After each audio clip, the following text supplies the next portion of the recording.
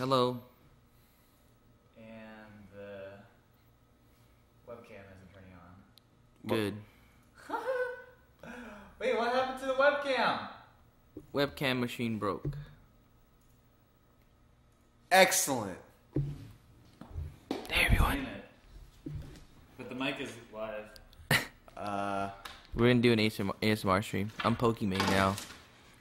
Oh, it's because it's not plugged in. No, I'm replugging it in because Mark's laptop has bad USB ports. Oh. So sometimes it stops working. Oh. Yeah. No, believe me when I say that Mark's laptop is... I'm doing what's other? Oh, cam works now. Alright, camera is now working. Shit. Oh, wait, what is with the...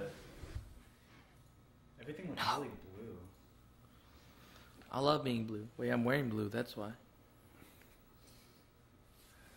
Alright, well, you guys are live, so you guys want to... Alright, do stuff. Introduce the show. What is this stupid ass show?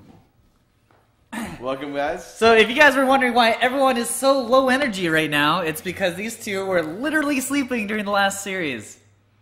I'm not low energy. I'm not low energy either. I was just waiting for you to get on the couch to really move forward. Yeah, right. Alright. Welcome to Post League Time. This is the pre-show to our show, which talks about LCS or LCS analysis show that we host every Saturday and Sunday. With me, I'm Scarra. Are these lovely co-hosts, Yuna and Scarra. Xell? What Introduce yourselves. Scarra. Yuna. Josh.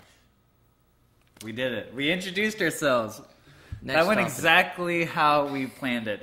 But yeah, like Scarra was saying, this is the analysis show, although this is the pre-show part where we just talk about random shit, you know, like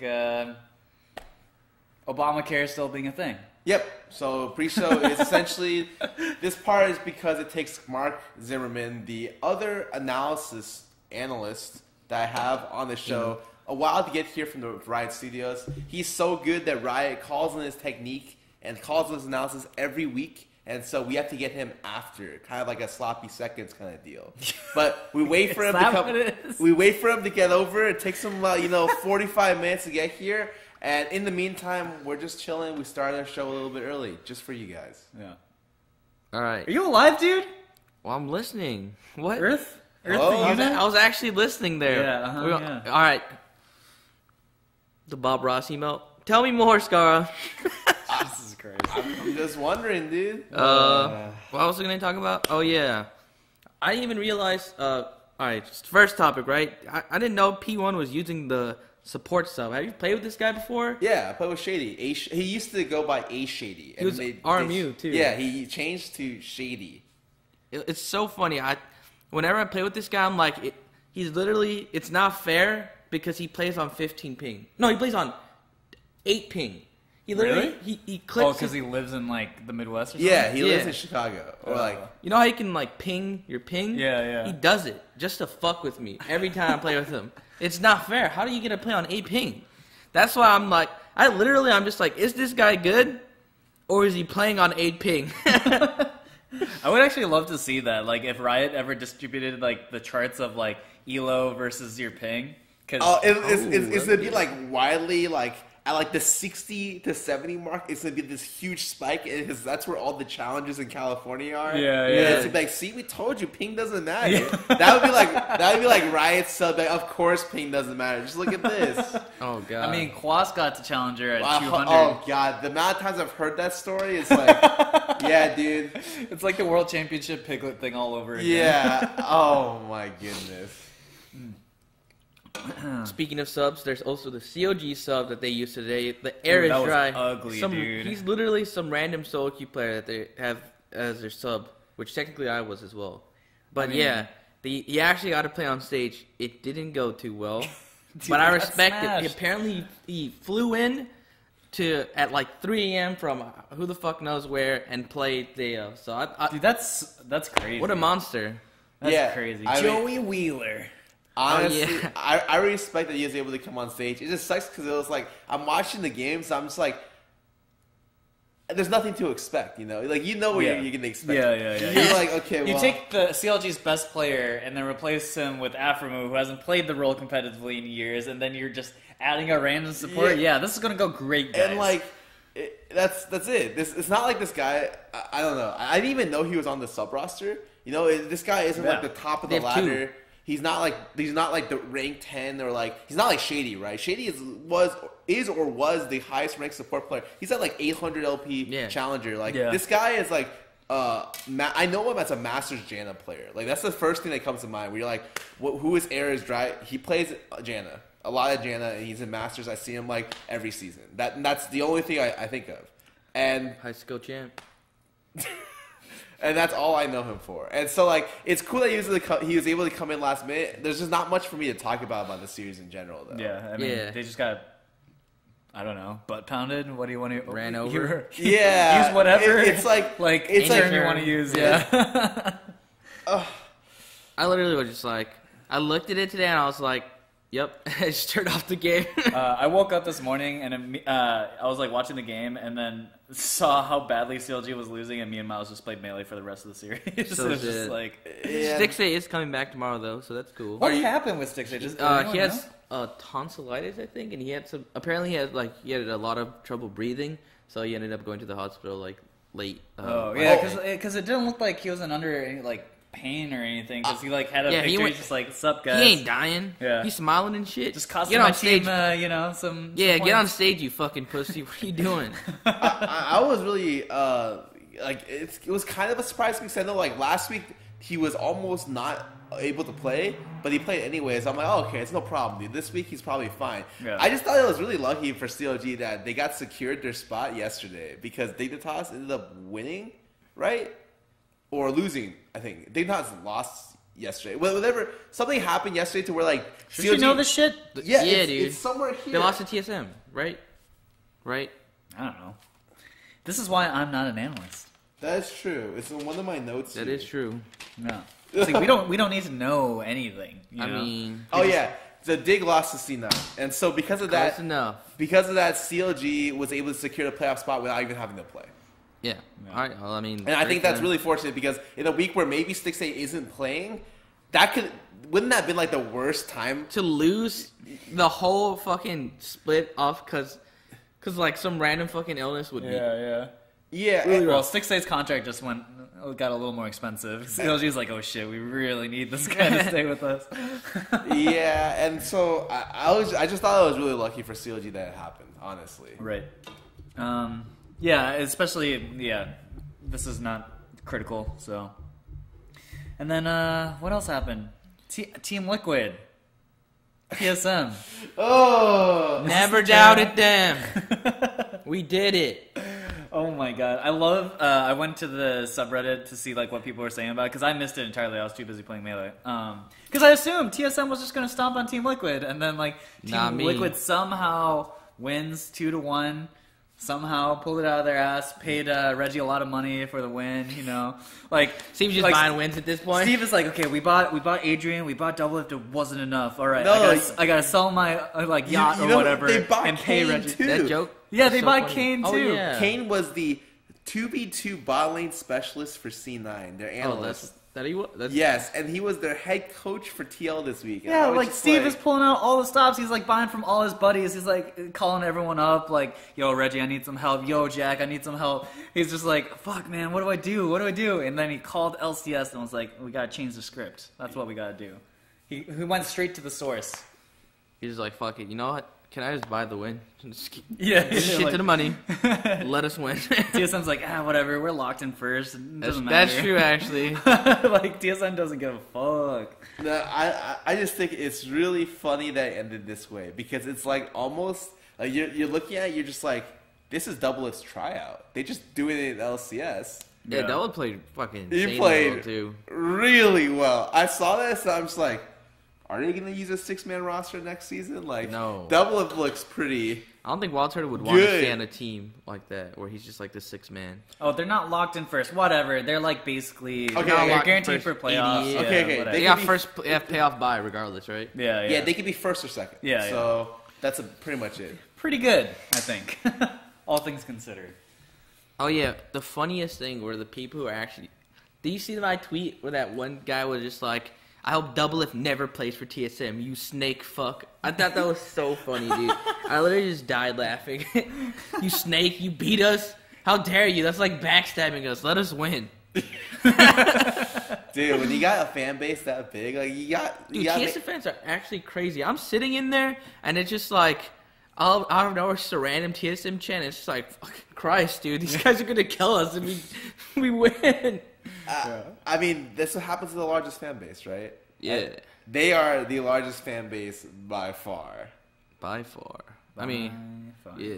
TSM, cool team. I want to. Of course, they have the biggest you're fan sponsored base. by Team Liquid. Wrong team, dude. Yeah. Send me some gear, TSM. I'll gladly wear it and say shit. Wait, we were talking about we're making jokes about like getting paid in exposure or whatever, and like you were saying that you actually wanted to try it out, like with Scarra, like see what company will give you free stuff for exposure. A lot of companies. Yeah, it's it's like a difference from like companies like giving you free stuff for exposure, and then to like going to like a restaurant, ordering food, and then being like, "Yo, is it cool if I pay you just by tweeting out your restaurant?" I bet we can make this happen. Completely different story. I bet we can get this to happen. I literally want to take Scarra to some like random family-owned restaurant, order like something small, right? Like a taco. Oh, who gives a shit, right? And he goes up to them and be like, "Hey, can I just like tweet out your place and like this how I pay?" I bet someone's gonna accept it. I bet you. And then that'll be hilarious, because then you can be like, "You see, exposure can buy you things." The payment structure was wrong all Every along. artist just like crying, depressed. Like it's all over. Yeah. Hello Oblivion. What is the game in the background? That is Melee, Super Smash Bros.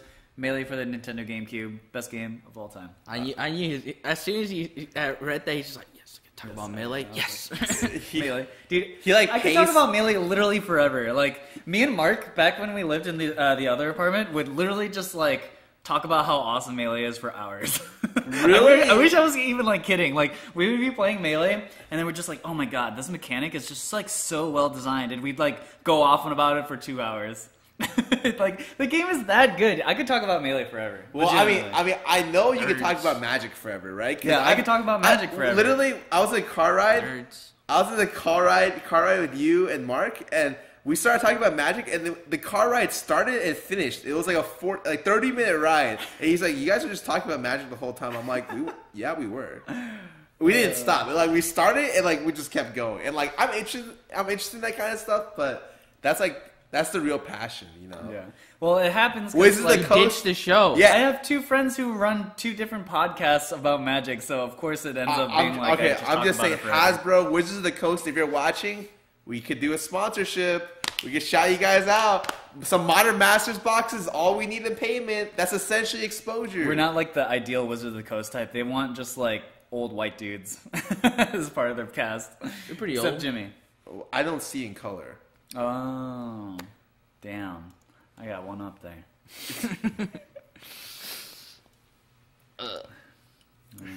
Anyways. By the way, guys, today is Saturday, and like every Saturday that we do post-league time, reminder that we do a Q&A at the end of the show. So if you hashtag PLT and at our Twitter, we'll be able to find questions at the end of the show, and Josh over there will pick the questions. Today's the QA day. Find any questions that could appeal to this man right here and have him choose your question at the end of the show. Mention Smash in your question, boom. Yeah, picked every time. Just all the questions just start with the word Melee, because I'm like, oh shit, what are they talking? Yeah. No, they baited me again. But anyways, it'll happen at the end of their show, and we'll remind you right before we do it at the end of our near the end of our show in the first place. But something for you guys to keep in mind before the show starts. Yep. Funny thing we should talk about is, what do you guys think about the Dave Chappelle special? I will be honest, I did not watch it. You didn't watch it? You didn't watch it? Okay, he told me to watch it because he said it was the greatest shit ever. I loved it. And at the same time, I saw your tweet that said... You're disappointed. Yeah, I was disappointed. Why were you disappointed? I didn't think it was like top tier material out of Dave Chappelle. Like, I remember back in the day watching the Dave Chappelle show and just like cracking my ass off. You know, like I'm just like laughing the entire fucking time. And like I don't know, man. The special just like didn't hit with me at all. I just don't know what to say. Like, it felt like a lot of his jokes just like went halfway there and like didn't quite get there. There was like some really, really good parts, I think, but I don't know, man. I thought like the rape thing with Bill Cosby was kind of funny, but that was pretty funny. He saves, but he also rapes. Yeah, he was talking about, so he's talking about Bill Cosby. He's like, well, he's allegedly raped like, I don't know, 54 people. And so like, you know, that's a lot of people. If you raped 30 less people, it'd still be 24 rapes. Like, that was like one of the things. Jesus. One of the things I like about stand-up comedy is I feel like we're in an era where people just get offended by everything, right? Yeah. Oh, right now it's like... But stand-up comedians are like the people who like can push the boundaries sometimes. Yes, like, and I appreciate that. And like, I think there are comedians who did it better than Dave Chappelle did in his current special. Like, I look at like comedians like Bill Burr. I think like Louis C.K. also touches upon like really, really controversial topics and putting them in a really interesting way or like a deeper way. Like they're allowed to talk more about it because it's in the form of humor, right? Like, I don't know. I just think Dave didn't. I just think it's interesting. But like Dave Chappelle for me was like one of my icons for comedy. When he was amazing. I looked at that stuff. I thought the Chappelle Show was like the pinnacle of like comedic existence. And like, sure, nowadays we have the two guys that Key and Peele. Yeah, Key and Peele. They're great. Yeah, they're great. I've seen a lot of their skits. They're super good. But like Dave Chappelle will always have like a piece of me. Yeah, I mean, like literally, how often have you heard Rick James, bitch? Like that skit was legendary, right? Like people talked about that shit forever, to the point where Dave Chappelle himself got so fed up with it that he left the country, went off to Africa, and was like, "Fuck all y'all, I'm gonna like get away from this shit." Like, apparently, like, I remember he did, like, an AMA on Reddit, and he was just like, this is, like, the number one thing that pisses me the fuck off, is when people come up to him being like, Rick James, bitch. Wait, really? Yeah, he was so mad about it. But I could understand it. Could you imagine, like, that's, like, all people say to you. Yes, James, I can. Here tomorrow, big? Yes, I can imagine it, because 6 years ago, someone made a video of me, pranking me at IEM, and to this day, people will still come up to me. I'll be doing a Q&A, and it'll be like, Scarra, I just have one question for you. And when they phrase it like that, I already know what to expect. I'm just like, don't say it. Don't say it. Don't say it. Just don't say it. You here tomorrow, though? Are you here tomorrow? And I'm just like, dude, Carmack ruined your life. Yeah, I was like, ugh. This is why IEM's actually going down. Yes, I am. Ha ha. When I hear that shit, IRL, some fan says it out of nowhere, it gets pretty cringy. It's like... Dude, that's just because, like, that's, like, internet meme culture, right? Like, you gotta beat down a joke. You here tomorrow, big? The 10th time in a row. The balcony's right there if you want to jump off of it. The best is, like, when, like, it's with a group of people and someone says that and the other person corrects them. It's like, no. It's not here tomorrow, big. It's have tomorrow, big. and then they restate the question. I'm just thinking. I'm just like, oh, my God. Make it stop. It's like... but like the thing is like I've kind of chilled out over time. There was a period of time, 2 years into it, where I was super mad about it. Like not like mad, but it would be like if like I lost the series or like had a bad day and someone came up and asked me that, I'd be like, punch him in the neck. I'd feel like really bad about it. But nowadays I'm like a lot more chill about it. I think I just like you get over stuff with time. Well, I'm trying to imagine like, you know, you've worked really hard this whole week to win this series and you guys like bitterly lost 3-2 against another team. You're like feeling down about it. Your mom calls you and is like, "Oh, I'm so disappointed in you, Scarra." And you're like fucking feeling bad about it. Have to go deal with fans, and they're like, "Are you here tomorrow, big?" Like, you're just like, "Where's my gun?" No, it'd be stuff like, "Oh, like we win like a huge set against like this team. It's a huge upset." And like when I ask some people, like when fans come outside, they meet me. They're like, "Oh man, you did so well. Like I love watching you do this." But like I have one question. And I'm just like, oh, it's so funny. You got me. Love your play. Just everything about you great. But I got one question. So even nowadays, like when people come up to me, it's like, I'm sorry. Like I was just wondering if I could ask you a question. I tense up a little bit. I'm just like, is it gonna happen again? It's like I repeat the same thing, the same period of my life, Groundhog's Day, every single time. Yeah, flashbacks. Someone asked That's the new thing now. People are just gonna. We're gonna do this now. Yeah, everyone's just gonna. Yo, ask Scarra, him, I got one question. Oh, you stealed your own fate here. Yeah. Maybe I did, but it's just something that happened a lot. Like, it's not like even if I didn't say this, it doesn't happen. I said this. It happens like a little less 5 years later, but like it used to happen every single time I met someone else. Yeah. This is about to be the revamp, baby. We're bringing it back. Everyone in the streams, like, next time I'm meeting Scarra, I gotta have to ask him one question. First thing I say, you hear the Mark Big? What if we made every single Scarra fan do that to you? That would be... God. Pretty sure you'd kill yourself. Do it. I'd keep myself safe. I'd tell them to keep yourself safe. Caring. I care for people's lives. Wow. What was I gonna say? Oh yeah, I feel like you gotta get used to like using the same jokes. I feel like I use the same jokes a lot, but I just do it to like mess with people. Like, I don't know if anyone has ever seen me do this because I have never done it on stream. But whenever someone asks for something, I'll always fake like I'll have it. They'll be like, "Where are my keys?" And I'm like, "Oh, right here." And they'll look at my hand and be like, It's not in his hand. It's so dumb. It's dumb. It's actually so annoying because like we're like, oh, where's my phone? And Eunice, immediately like, without any hesitation, it's right here. And you're like, oh, instantly, fuck, no hesitation, right here. Yeah, I learned that from McSmithy too, dude. McSmithy is actually the biggest goddamn troll. He still does that. You know that thing where you're walking with someone, he taps your shoulder. Yeah. Like, he still does that. Oh yeah, he did that to me when I coached him, dude. That guy. It's not middle school anymore. Stop tapping I still fall for it every goddamn time too. That's the thing that actually gets to me because we're just walking normally, and he just taps me, and I look every fucking time, and I'm just like, God damn it. And I literally picked up that anytime we were in the CLG house. Only the bad habits from the CLG players. Why can't you pick up the good habits? Yeah. You know? What good habits? Ooh. Their ability to lose to Immortals of the Sub. I mean, whatever. Where was I going with that? Yeah, jeez, that was the worst punchline for a joke of all time. Imagine if I subbed in today, though. You think I would have won? I would have won. Hire this guy. There's no way. There's no way. Hell no. I would fucking bet. I feel like you played more jungle in the last month than the AD role. Whenever I see you play, I'm like, does he queue main AD anymore? To see you in the jungle and throwing Ivern stuff at people. Oh yeah, just play Ivern. Dude, Ivern is so fun. That champion's actually. Wait, actually, that champion seems so lame. Wait, really? I play only. It's like a Janna. You think it's jungle, like a Janna, but then it's like you just like fuck with people the whole time. That's your whole job as Ivern. It's jungle Janna with a Daisy. Yeah. It's like if jungle Janna had a minion that's also tornadoed. Oh god, I just love the character too. I love him. He's just like the friendliest guy too. He's just like, just run away, little camps. I'm not gonna kill you.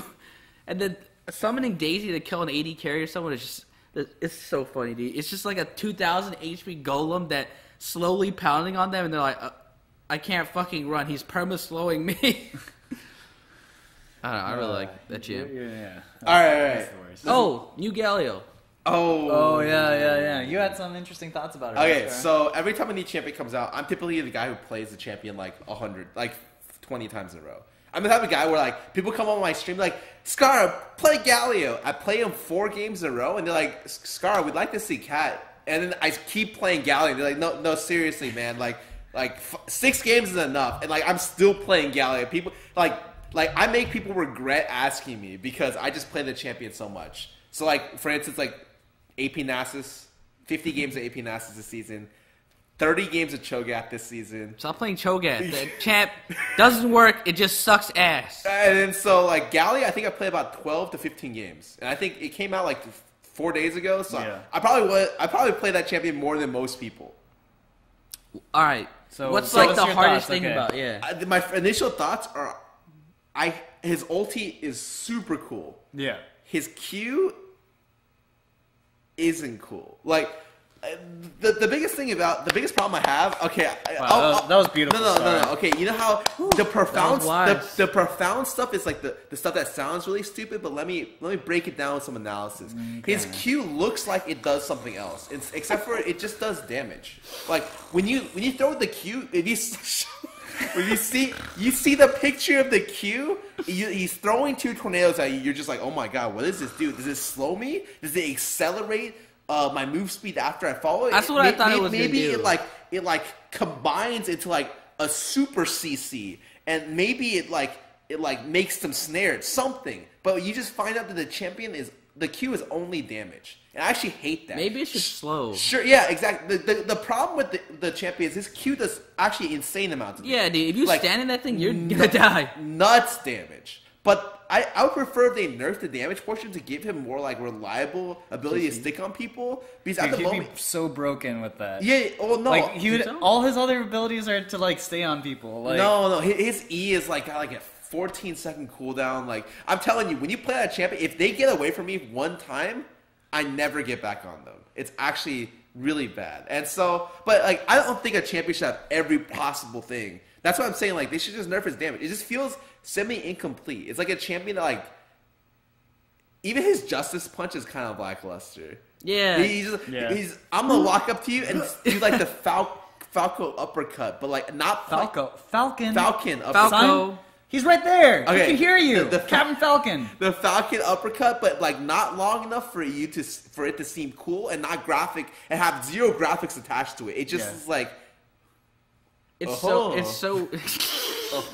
like that's literally what it looks like. And I just think like the W looks really cool. Like it's pretty cool. Like it's like graphically is great. It feels good. His ulti looks great. Feels great. Yeah. And like his Q and E are just like and the thing is like regardless of win rate, I just think the champion itself is just a little bit lackluster. And this is coming from like a sucker for superheroes. Like I would love to love Galio, but I don't. I just like him. I would love to love you. Like a friend, you know? Like there's no connection. It's so good. I'm gonna tweet that out. I don't know. I'd love to love By you. the way, I just hate the new Galio's personality. Wait, really? Yeah. Oh, wait, I can't. I'm just bored of the same archetype of like, I'm a superhero and I don't try, but I have a huge ego. Actually, I actually like super huge egos. I think it's hilarious. Like, I feel like all the Marvel movies that come out nowadays, it's like the same character with different powers. Like Iron Man's the same as Doctor Strange. Doctor Strange is the same as Deadpool. Like they're all the same. They're like, I don't try really hard, but I'm really smart and really handsome and really rich and I'm gonna fuck your bitch. Like, it's like, God, what the hell? Like, they're all the same. My only problem with it is just like, I wish he went in one direction. Like the archetype is like in the middle. You know, he's got an ego, but it's not big enough to be funny. You know, if it went like all the way to like this guy has got ego the size like of a Draven. Yeah, like that. You know, then you're just like, haha, it's actually pretty funny. But it's not that much. Like I wish it was like the type of guy where you just make fun of him. It's like if you like he like does his W, he like hits you with his cape. It's like, how's my cape feel? I'm moving so fast. Some shit like that. You're just like, God, this line is so stupid.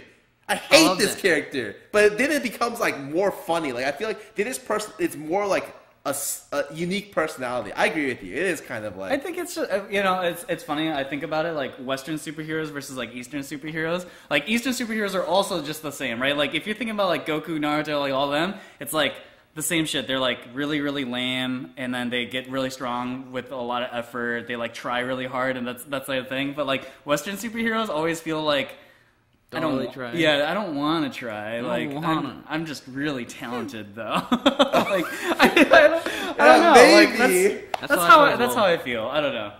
I'm treating so many people. I'm like watching the chat and people are like, no, I like that guy. And here's the thing too. Like I think in general in American culture, people love the idea of like looking like you're not trying. That's like 100% a thing. Like when someone's like, "Oh, I aced that test. I didn't even study." You know, that's like such an American thing. And you look back like back in time, he's like on his notes studying for like 5 hours straight, but he just goes off. He's like, "I didn't even try. Yeah, I gave it half my effort." And like at most. Yeah, I don't know, man. Like it's so funny to me that like in Western culture, or at least in America, like that's like such like a thing. Like You can just know because it's only in Western culture. I feel like that the word "try hard" ever became a thing. Yeah, it's like you try hard. Yeah, Jesus, dude, trying too hard this game. Like Asia's like, try hard. Yeah, that's great. Oh my god. Yeah, that's exactly what I'm. That's like a compliment. It's like, thank you. Yeah.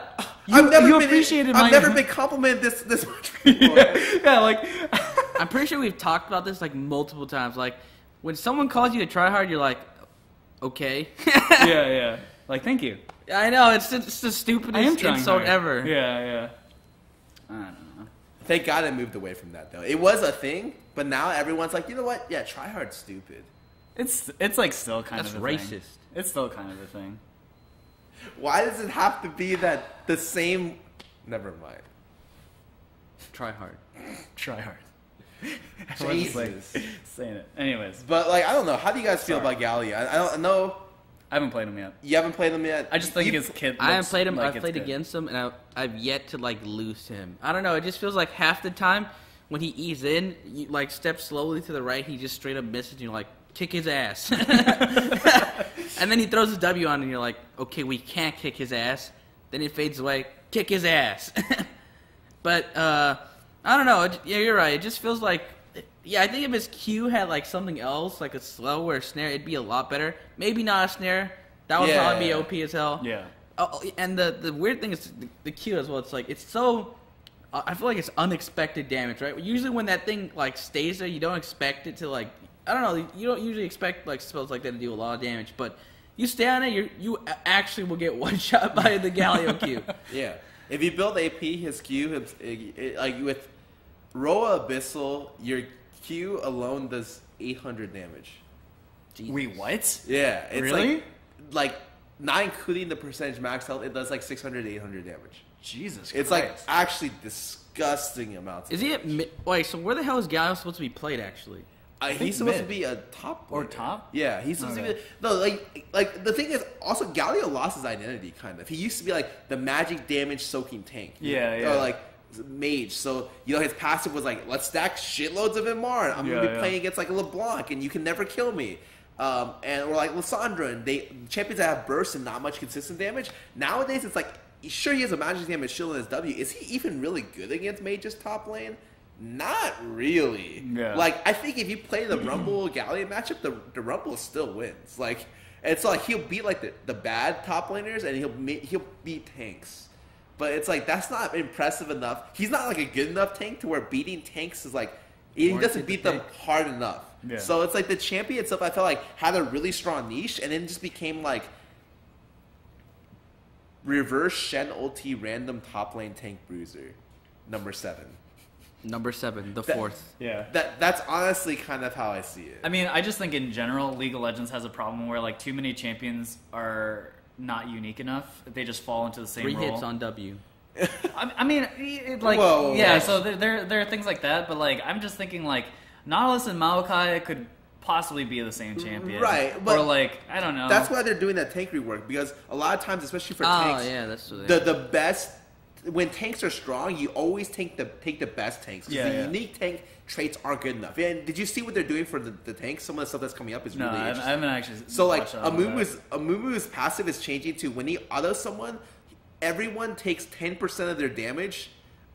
Whenever the target takes magic damage, it takes an additional 10% as true damage.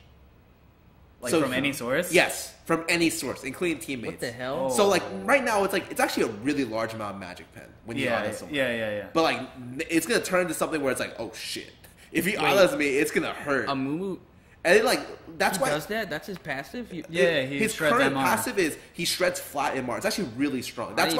That's why when like Amumu does his combo, he'll like auto and then Q you, and then the Q will do like 400 damage. You'll be like, wait, how did that hurt that much? Right, that's a thing. Yeah, I didn't even know that. Yeah, and so like, did you know that Fiddlestick's passive is also an MR shred? Or yeah, at least it used to be. it's an AOE or a MR shred. Yeah. I think I did know that. Oh, okay. Oh yeah, and his ult will apply as well. So like, really? So like that sounds broken. What the hell? But I think like that's a cool way to diversify stuff. I want everything to be a little bit different. Malphite's like you pick Malphite and stuff like Aurelia and auto attack champions. Like when you slam them, they feel like garbage. Yeah. You know. And I even want diversification when it comes to majors. Like Lissandra, for instance, all the champions with stupid passes. I want gone. Oh yeah, what is Lissandra's passive? Why is that still her passive? I get mana back. No, the most garbage passive in the game. No, so for people who don't know, Lissandra passive, how it was made was they didn't know how to add more power onto the kit, but she needed a passive, essentially, is what I was told.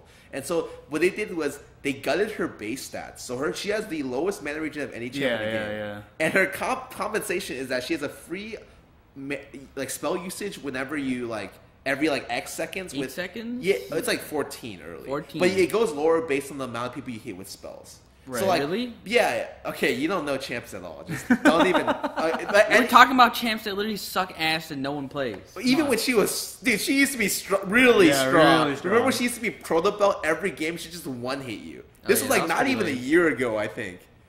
Yeah. Who knows that? But her all right, party's over. Party's over.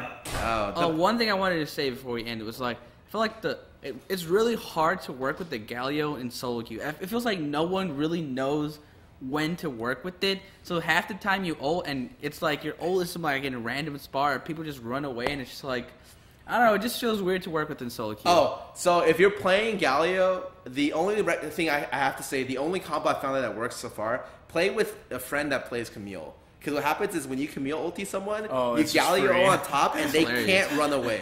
It's actually just impossible. Can't run away. The only game I actually got S+ and went legendary was because I Camille support, ulti their fed ass AD carry, and I just ulti on top of the AD carry. It's actually so funny. And he can't do anything because he gets one hit every time. So that's the only time right now I'd say Galio is pretty good. Aside from that, it's really unreliable at the moment. All right, let's get this guy off my couch now. All right.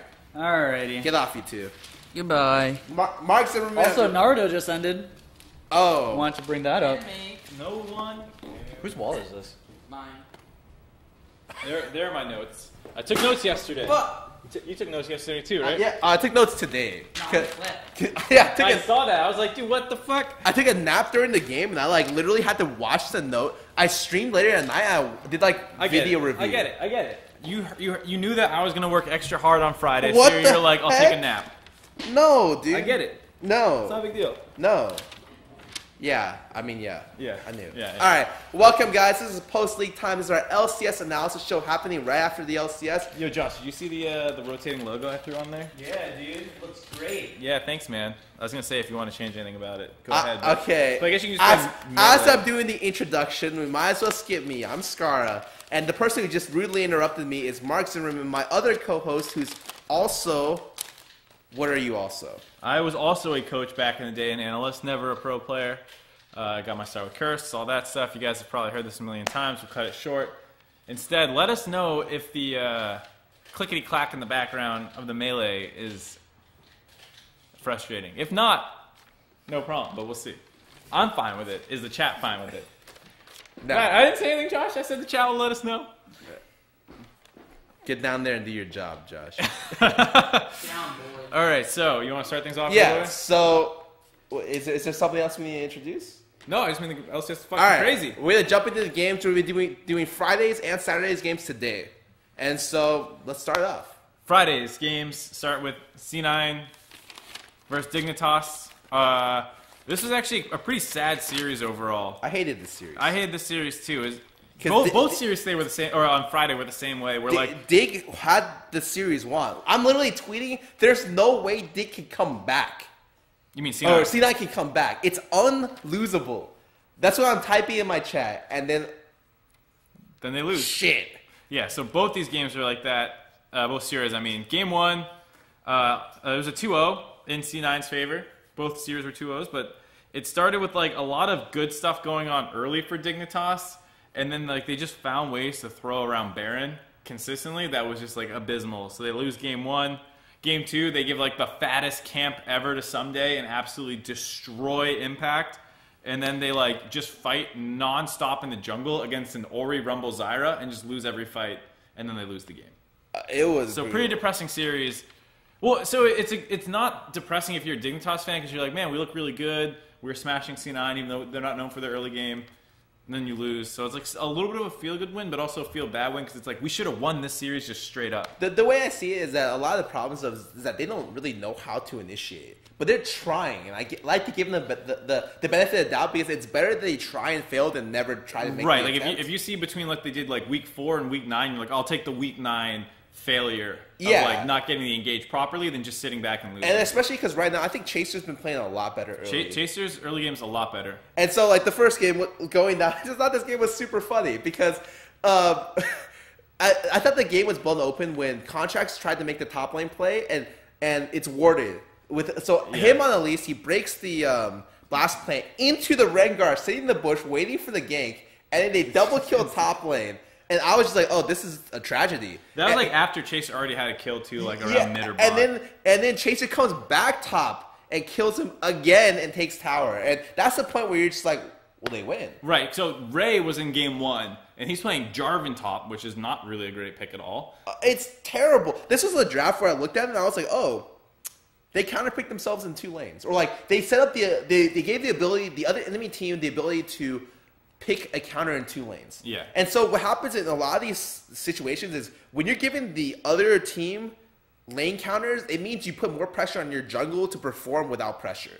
And one thing we'll say that we've been saying all year long is that one of the benefits for Contract is that he's been playing with lanes that are generally winning all the time, and then he gets to work within that space, and even then isn't super impressive. And then in this series, he was playing with lanes that were not doing so hot, and he kind of had he got destroyed this year. Yeah, honestly. Contract got obliterated. Like it was ugly. Like I can't even say that he played super bad. It's just that Chaser just read this guy like Chaser was all super over him. hard. Yeah. So like, so the first game you said it was a big throw at the Baron. I want to remind you about the mid lane throw. That was the one. oh wait, that one was worse. That Oh one was my worse. Yeah. god. Okay, so they have this enormous lead. It's like 5, It's 6 like gold. 5 to 7K. And they have a comp where it's like, oh, they're gonna outscale the enemy team. They have a Xell and Twitch, so you know it's like.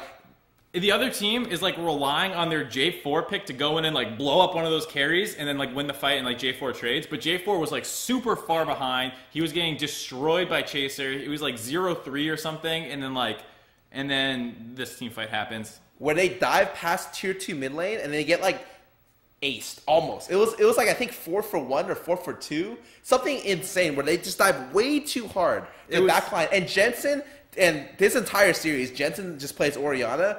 And he's able to carry C9 because Dick throws so hard. He's there to capitalize with Oriole every time. Basically, it's like C9 looked awful on everyone aside for Jensen, who was good enough to like drag that like horrible like child behind them and was like, you guys are fucking idiots, I'm a blah blah blah, and then like they're gonna go get the work done. And that's basically what it was Jensen just hard carrying team fights all series long. And that one in particular, the mid lane dive one, was like it was like a 2-for-0 already, and then like they tunneled so hard on the 3rd kill, and J4 and Ori punished, and like Jarvan lived at like 200 health and killed 3 people. And they got J4 back into the game. A champion literally that rushed like Spirit Visage to try to be effective after like 1 damage item. I was just like, oh, this champion is completely useless against Twitch, who's 2-0 or 2-0 or like 4-0 out of laning phase. This game is already over. If Jarvan's like not ahead, he does nothing. He's like literally like a combo, and then he sits in the fight. And like if his combo doesn't do damage and he's behind, or he builds damage, has no resist, then you just win. And this gave him enough gold to be semi-relevant in the team fights from then on. And then C9's just a better team after that. And then there was the Baron throw as well. Yeah, which was like the big like that brought J4 back in the game, so the game circumstance actually changed from that throw. And then the Baron throw was like now C9 wins. Yeah, the Baron throw essentially the jungler walked in and stole the Baron. Like it actually wasn't a bad call. To be fair, like they had double Mountain Dragon with Twitch as ear. Like it was a good call, but like when you just peeled the jungler that walks in. You focus. You have someone turn off. I really don't care who it is. Like anyone can turn off there and just stop Contract from walking. I think like what happened was Keen tried and ultied him out with his ear, and he still got the smite. It's like it was actually amazing because it saved Contracts. It was like Contracts, you're not going to die right away because you're going to be an extra 500 units away after that smite steal. So that was pretty tragic. And then they got like 3-for-1 or something after the smite steal, so they just like lost the Baron. Everyone died, and like. They probably could have won that fight if they had a Xell ult and played it correctly, but they were like so panicked after the Baron steal, they just like got caught in the pit and all died. And to be fair, to C9's credit, they team fight really well. Yeah, Dignitas had to play awful. Horrendous. And then they punish those mistakes correctly. Yes. I think this is a week where Jensen's play was actually super good. I thought it was pretty good last week, too. Like, his Orianna in Game 3 versus Envy was, like, the sole reason that they won that game as well. I think we're going to say his Orianna play was good for, like, this entire... Yeah, I mean, he played Orianna some more today. Spoiler. I think it was 4 straight games? 5 straight games. 5 straight games at least now. His Ori is looking godlike right now. Yeah, his Ori is clean. Okay. Anyways, Game 2, so they sub back Impact in. He plays Rumble into Kled, and... This is a series. And he gets dicked. He tweeted after, "I shit my pants today." That was his interpretation of his own play. Was like he was just sitting in a puddle of poop. I just remember this. Starting from the very beginning of the draft, I was like, "How did they win with this draft?" Because they ran Kled, Zed. You mean Dignitas? Yeah, Dignitas ran Kled, Zed. I'm not saying this draft is super bad, but to execute this style of draft, you have to be like flanking, coming at multiple angles against C9, and I'm just like not. I just don't think Dignitas has been doing that like super well this season. You can also just try and 1-3-1 it and split them up with like Kled and Zed in side lanes and like your 80 carry mid lane, and then like try and like move people around for pickoffs. But that's like not really Dignitas' style. They're kind of more like bump into you and win, hopefully. Yeah, and so I wasn't super happy with the draft. I will say, though, this, like, okay, so what we mean when we say top lane got annihilated was literally top lane started the game 0-5? 1-5. 1-5. Their first tier 1 tower, they got the first tower top, literally top and jungle were like 4-0 or 4-1. They did the move where they kill him, they take the top turret, and then they go into the jungle, and when Impact shows back up, they kill him again and take his second tier turret. And it wasn't even a good play, because like they're losing shit on the bot side. Like, Contracts was playing a little bit correctly in terms of like punishing a little bit on the bot side, but it was still like, Chaser, why are you still killing this like Rumble? He's useless already. Like, go do something else. Yeah, and I think that one of the biggest reasons why C9 stuck in this game is actually the mid lane. Like, this is why I'm going to say Jensen's a monster. Especially when it comes to laning, I don't think people really realize what it's like to lane against this guy. I've laned against this guy is super good.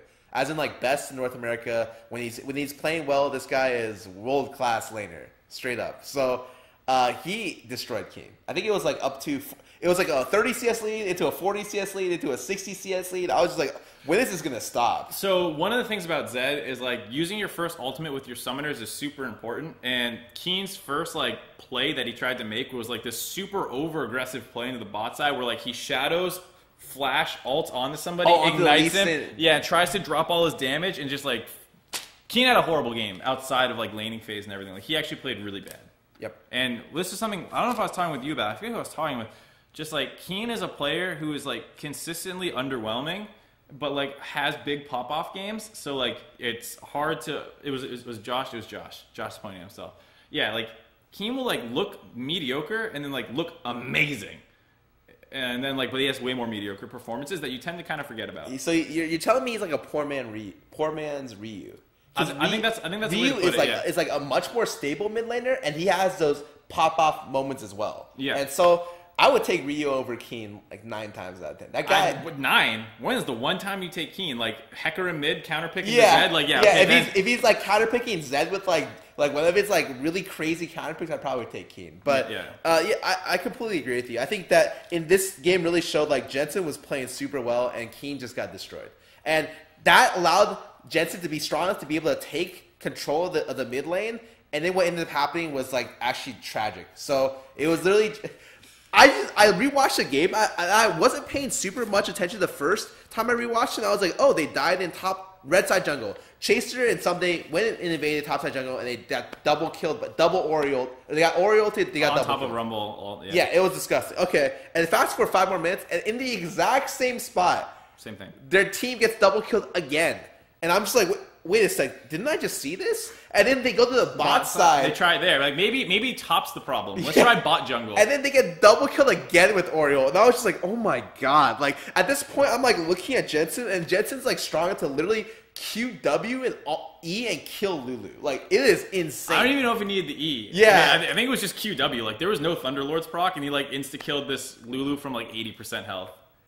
It was disgusting. Yeah, so this is a game where it was just like essentially Dignitas didn't know how to cleanly finish the game, and the one time they were ever able to win a team fight, and this is how their team comp wins. I think they figured it out like a little bit too late to the comp, and the only way they get this position is when C9 starts winning. So they lose 2 or 3 team fights in a row. C9 pushes down mid lane, and as C9's pushing into the tier 2, that's when they get flank angles. They have Kled come in, and Zed and Kled can like pincer them from different sides and make the fight very chaotic for the backline. Because the only way they win is if they cut the backline with one of those two. Right. So I was saying, I forget what I was talking about it. It was like a pretty physical damage heavy team comp. The only magic damage was, I think, like the Elise or something. When I was like, oh, it's not a big deal because like what you want to do is like just kill the backline right away with Zed or something and like get these flanks off and picks and stuff. And they just like every time Keen went in, he basically just ran in there, pressed Q, E, and then flashed out the other side of the team fight. He like didn't have patience. He didn't try and poke and prod with like Qs from the outside. He didn't try and make their lives difficult. It was like literally run in there,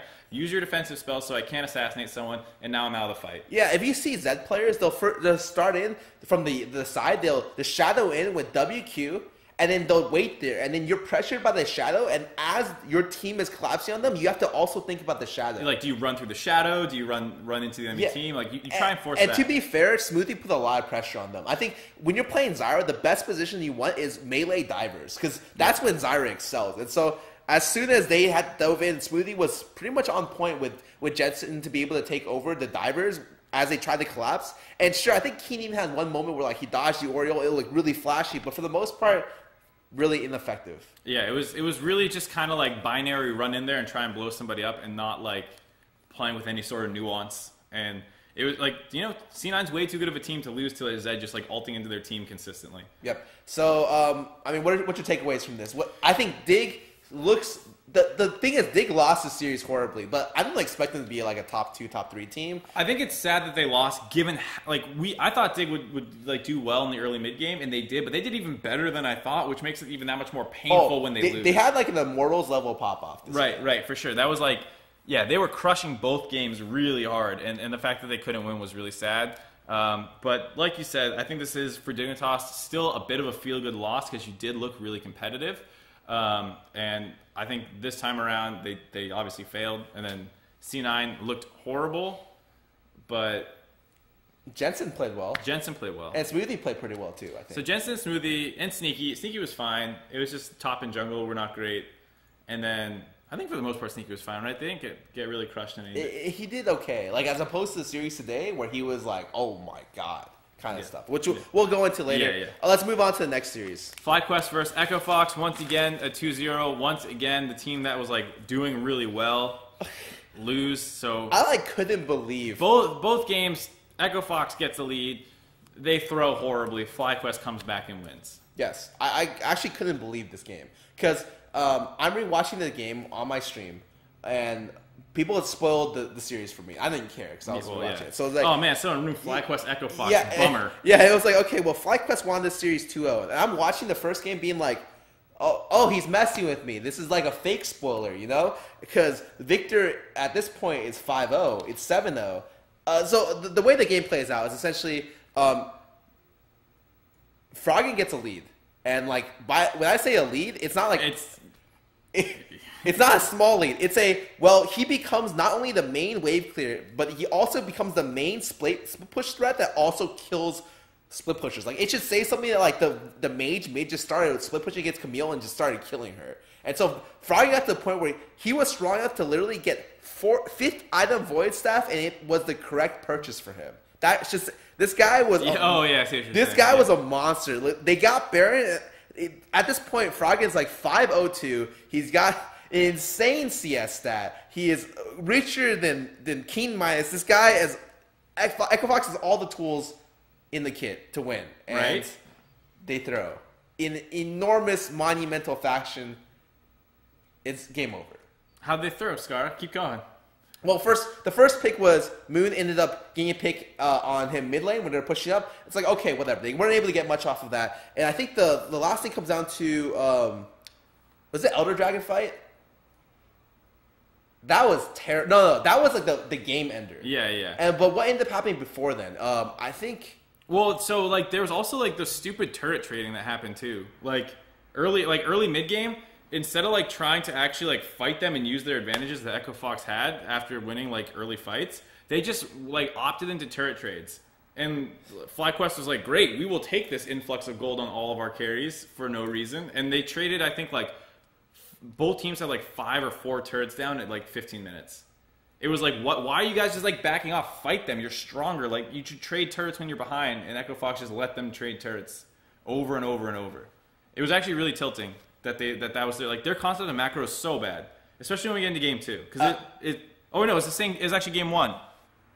Echo Fox, they did a little bit better today, but they play around mid priority so bad. Like, every single time that they're Baron baiting or something, they'll Baron bait, the other team will like push up mid wave and react, and then they have to vacate Baron pit. And sometimes it goes even worse, where like they end up totally shoved out of position. That was the Baron that they ended up losing at the very end of the game, where like they got chunked out.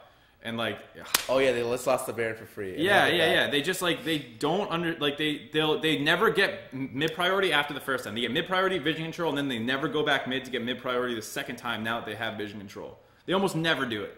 And you think that's the main reason why they can't get the pick? That's why they can't get picks and Baron and stuff. Is because like once they finally have vision control, they just sit in there, and then the other team pushes a wave, and then they have to leave. I thought they did that today though, on Keith. So that was so that's what I was gonna say. Is today. Game 3 was the only time they did that, like on Apollo. That was the first time they did that successfully, all split long that I can remember. And I have notes from week 2 when this was a problem.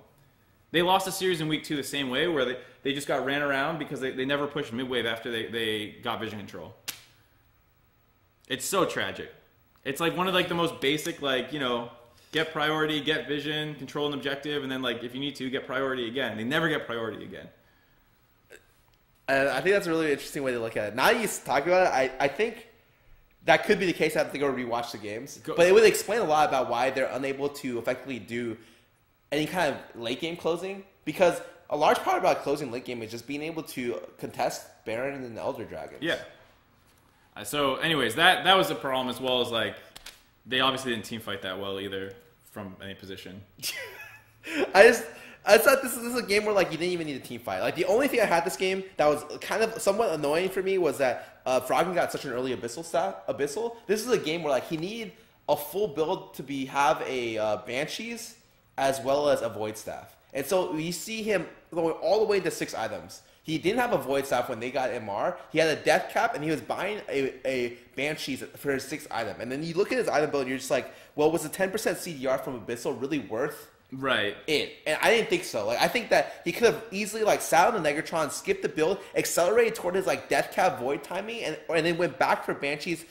And that would have been a better route, but like that's really nitpicking because like you're still not picking anyone without itemization. Like, yeah, like for me, like it's like yes. So for the most part, like Moon couldn't get like the flash initiation on him in the mid game, but regardless about that, like their macro play still wasn't good, and they still can't contest objectives. So you're only saying this.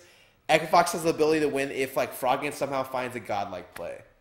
Yeah, and I think that was the problem is. Like he didn't. And Acadian didn't play bad, but didn't play great this series. Like we always said, Froggen and Acadian need to play great together, and Acadian wasn't playing great.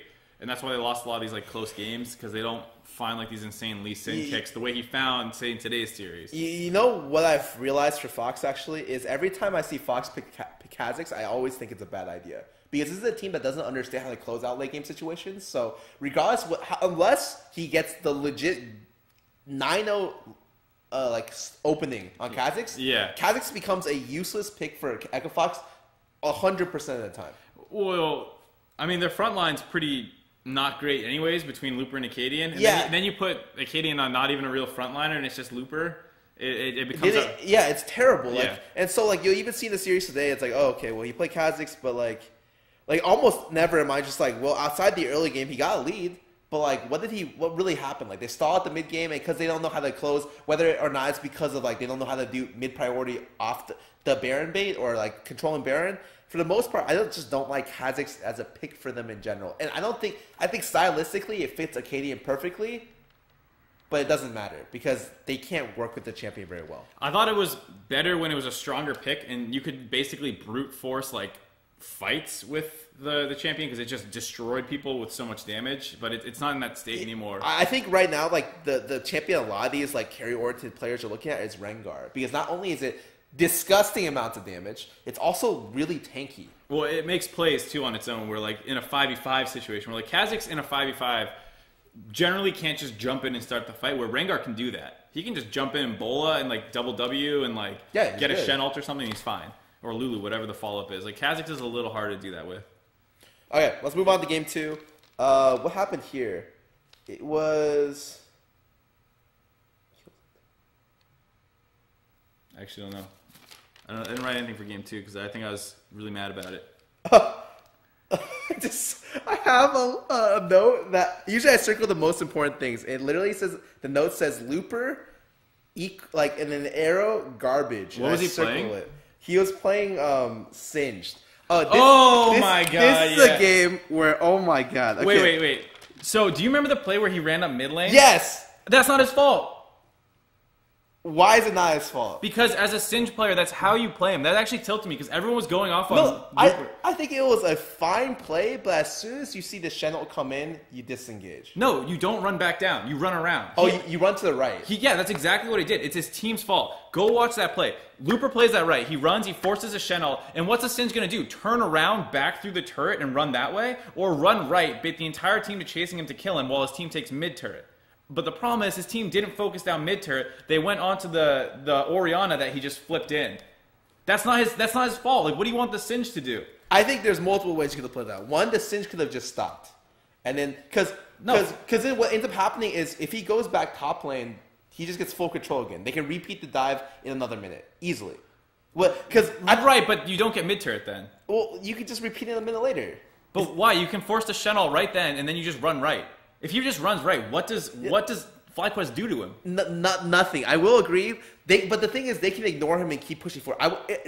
Regardless of what happened for me, it was a very disjointed thing. Like, either way, Acadian should not be jumping in there. The team communication sucks. Echo Fox is disjointed.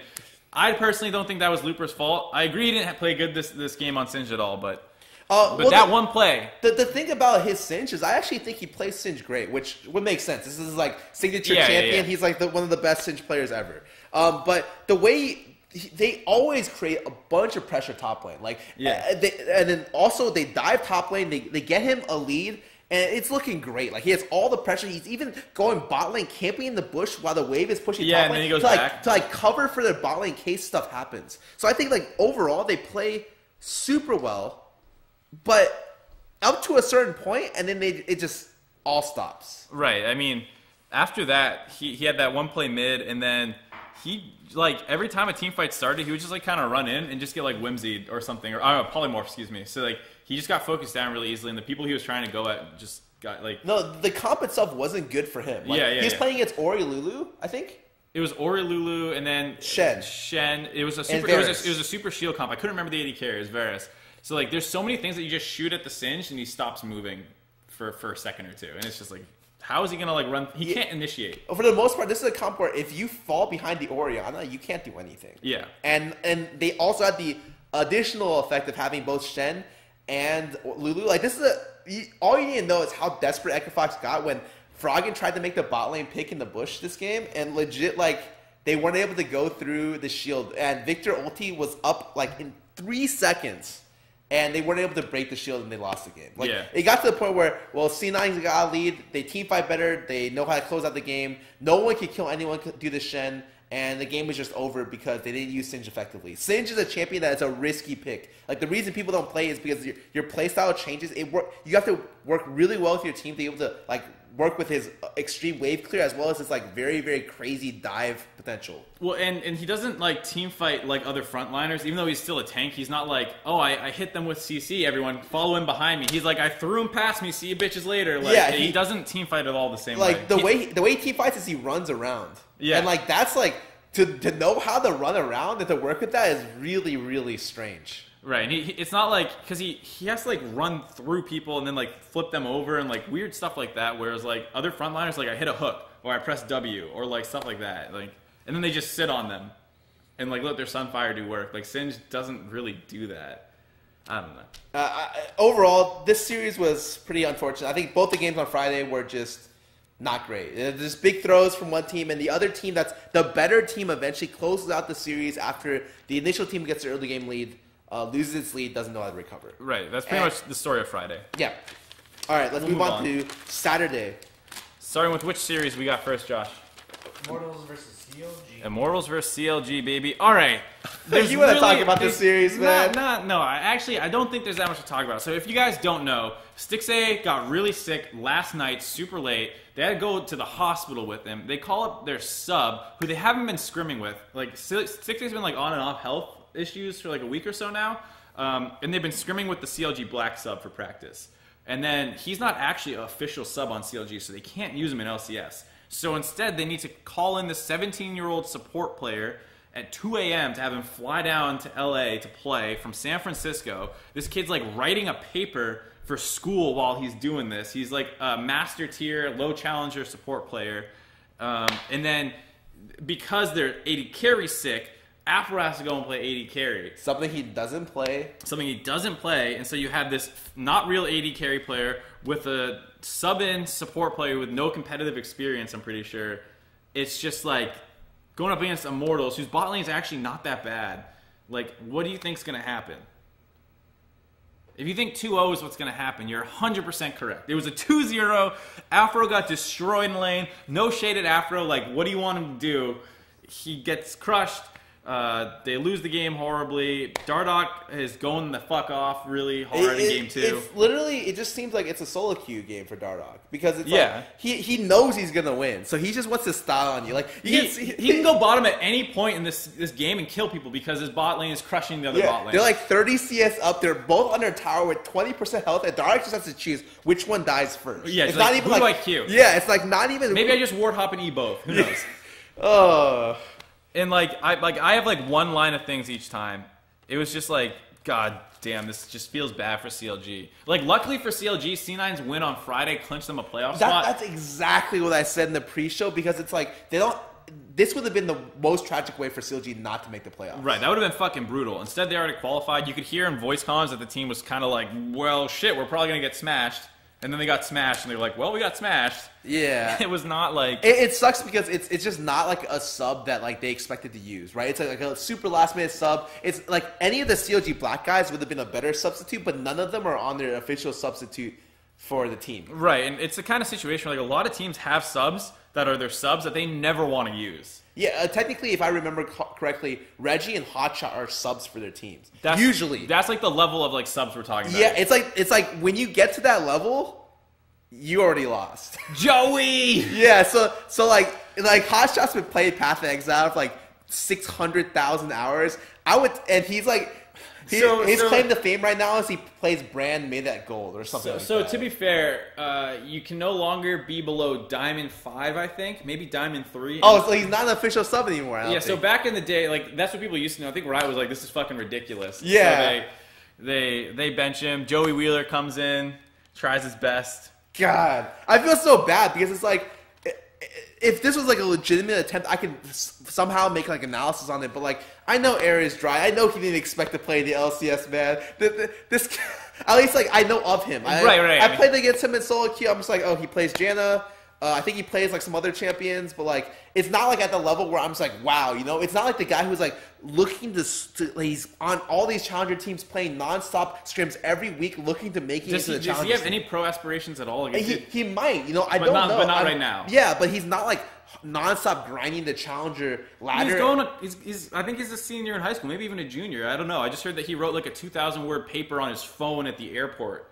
For homework. Yeah, like it sounds like brutal. So there's nothing for me to say about him. Like, it's fortunate CLG was able to come in because I'd rather see some sort of games outside of any. And it's fortunate for anyone who has Dardoch on their fantasy team because he probably scored a bajillion points this week. Yeah, that's true. That's literally probably awful for Stixxay too. But yeah, that's literally my entire analysis for the week for this series. It's like it sucks. They had the last minute sub. No expectations of anything. Hui played surprisingly okay. I was about to say the only other thing I'd say for CLG is the Fizz top for Darshan looked decent, and if they had like a real bot lane, maybe that's a good strategy moving forward. I talked a little bit to Tony actually about Fizz top. Like I was like telling him about it, and it got picked once in EU LCS. Yeah, I think it got once in the EU. It might have been once in Korea too. It's like a champion that fits Darshan very well because Darshan wants to play like split push champions that are also frontline tanky and can somewhat like I didn't love his build if he's going for that because he went the Triforce Bork build. Yes. And I think if you want to be a little frontlineier, maybe you can go tank after that, but that's a fair amount of gold to throw in there and not really have tank stats. So, yeah, it was just like ridiculously lopsided series.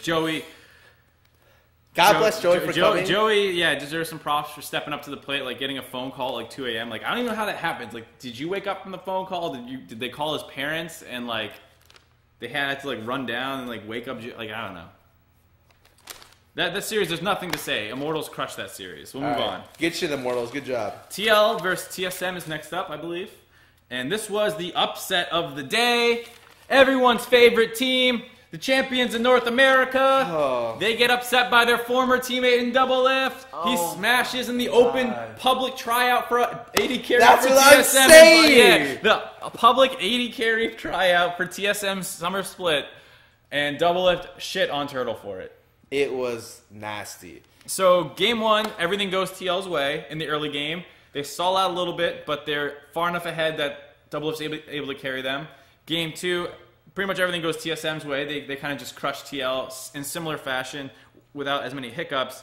And then game three, TSM is crushing again. They should smash this one, but then they start horribly losing fights out of nowhere. TL is able to sneak a Baron, and then they kind of come back and just crush this game. And TL wins 2-1 in an upset. So first game, this is a reminder for people who didn't watch last year. Reignover is good at jungling. And Olaf from ahead is scary. Yeah, those are the two things. When he used to, his main champion used to be Olaf and Rek'Sai, I'm just telling you, this game was the Reignover show from the beginning. Like, yes, Peter Double Lift won lane super, whatever, Peter Double Lift won lane super hard, and it was off the back of these two players that they were able to create so much. If you saw where they like threw their lead, they were past tier 2 bot lane at 12 minutes. I was just like, wait, why are you guys even here? The tower for the 2-2 tower is like a 10% health, but they had to overdive to get some stupid. It was so dumb. Like, so Reignover kills Sven in his jungle, level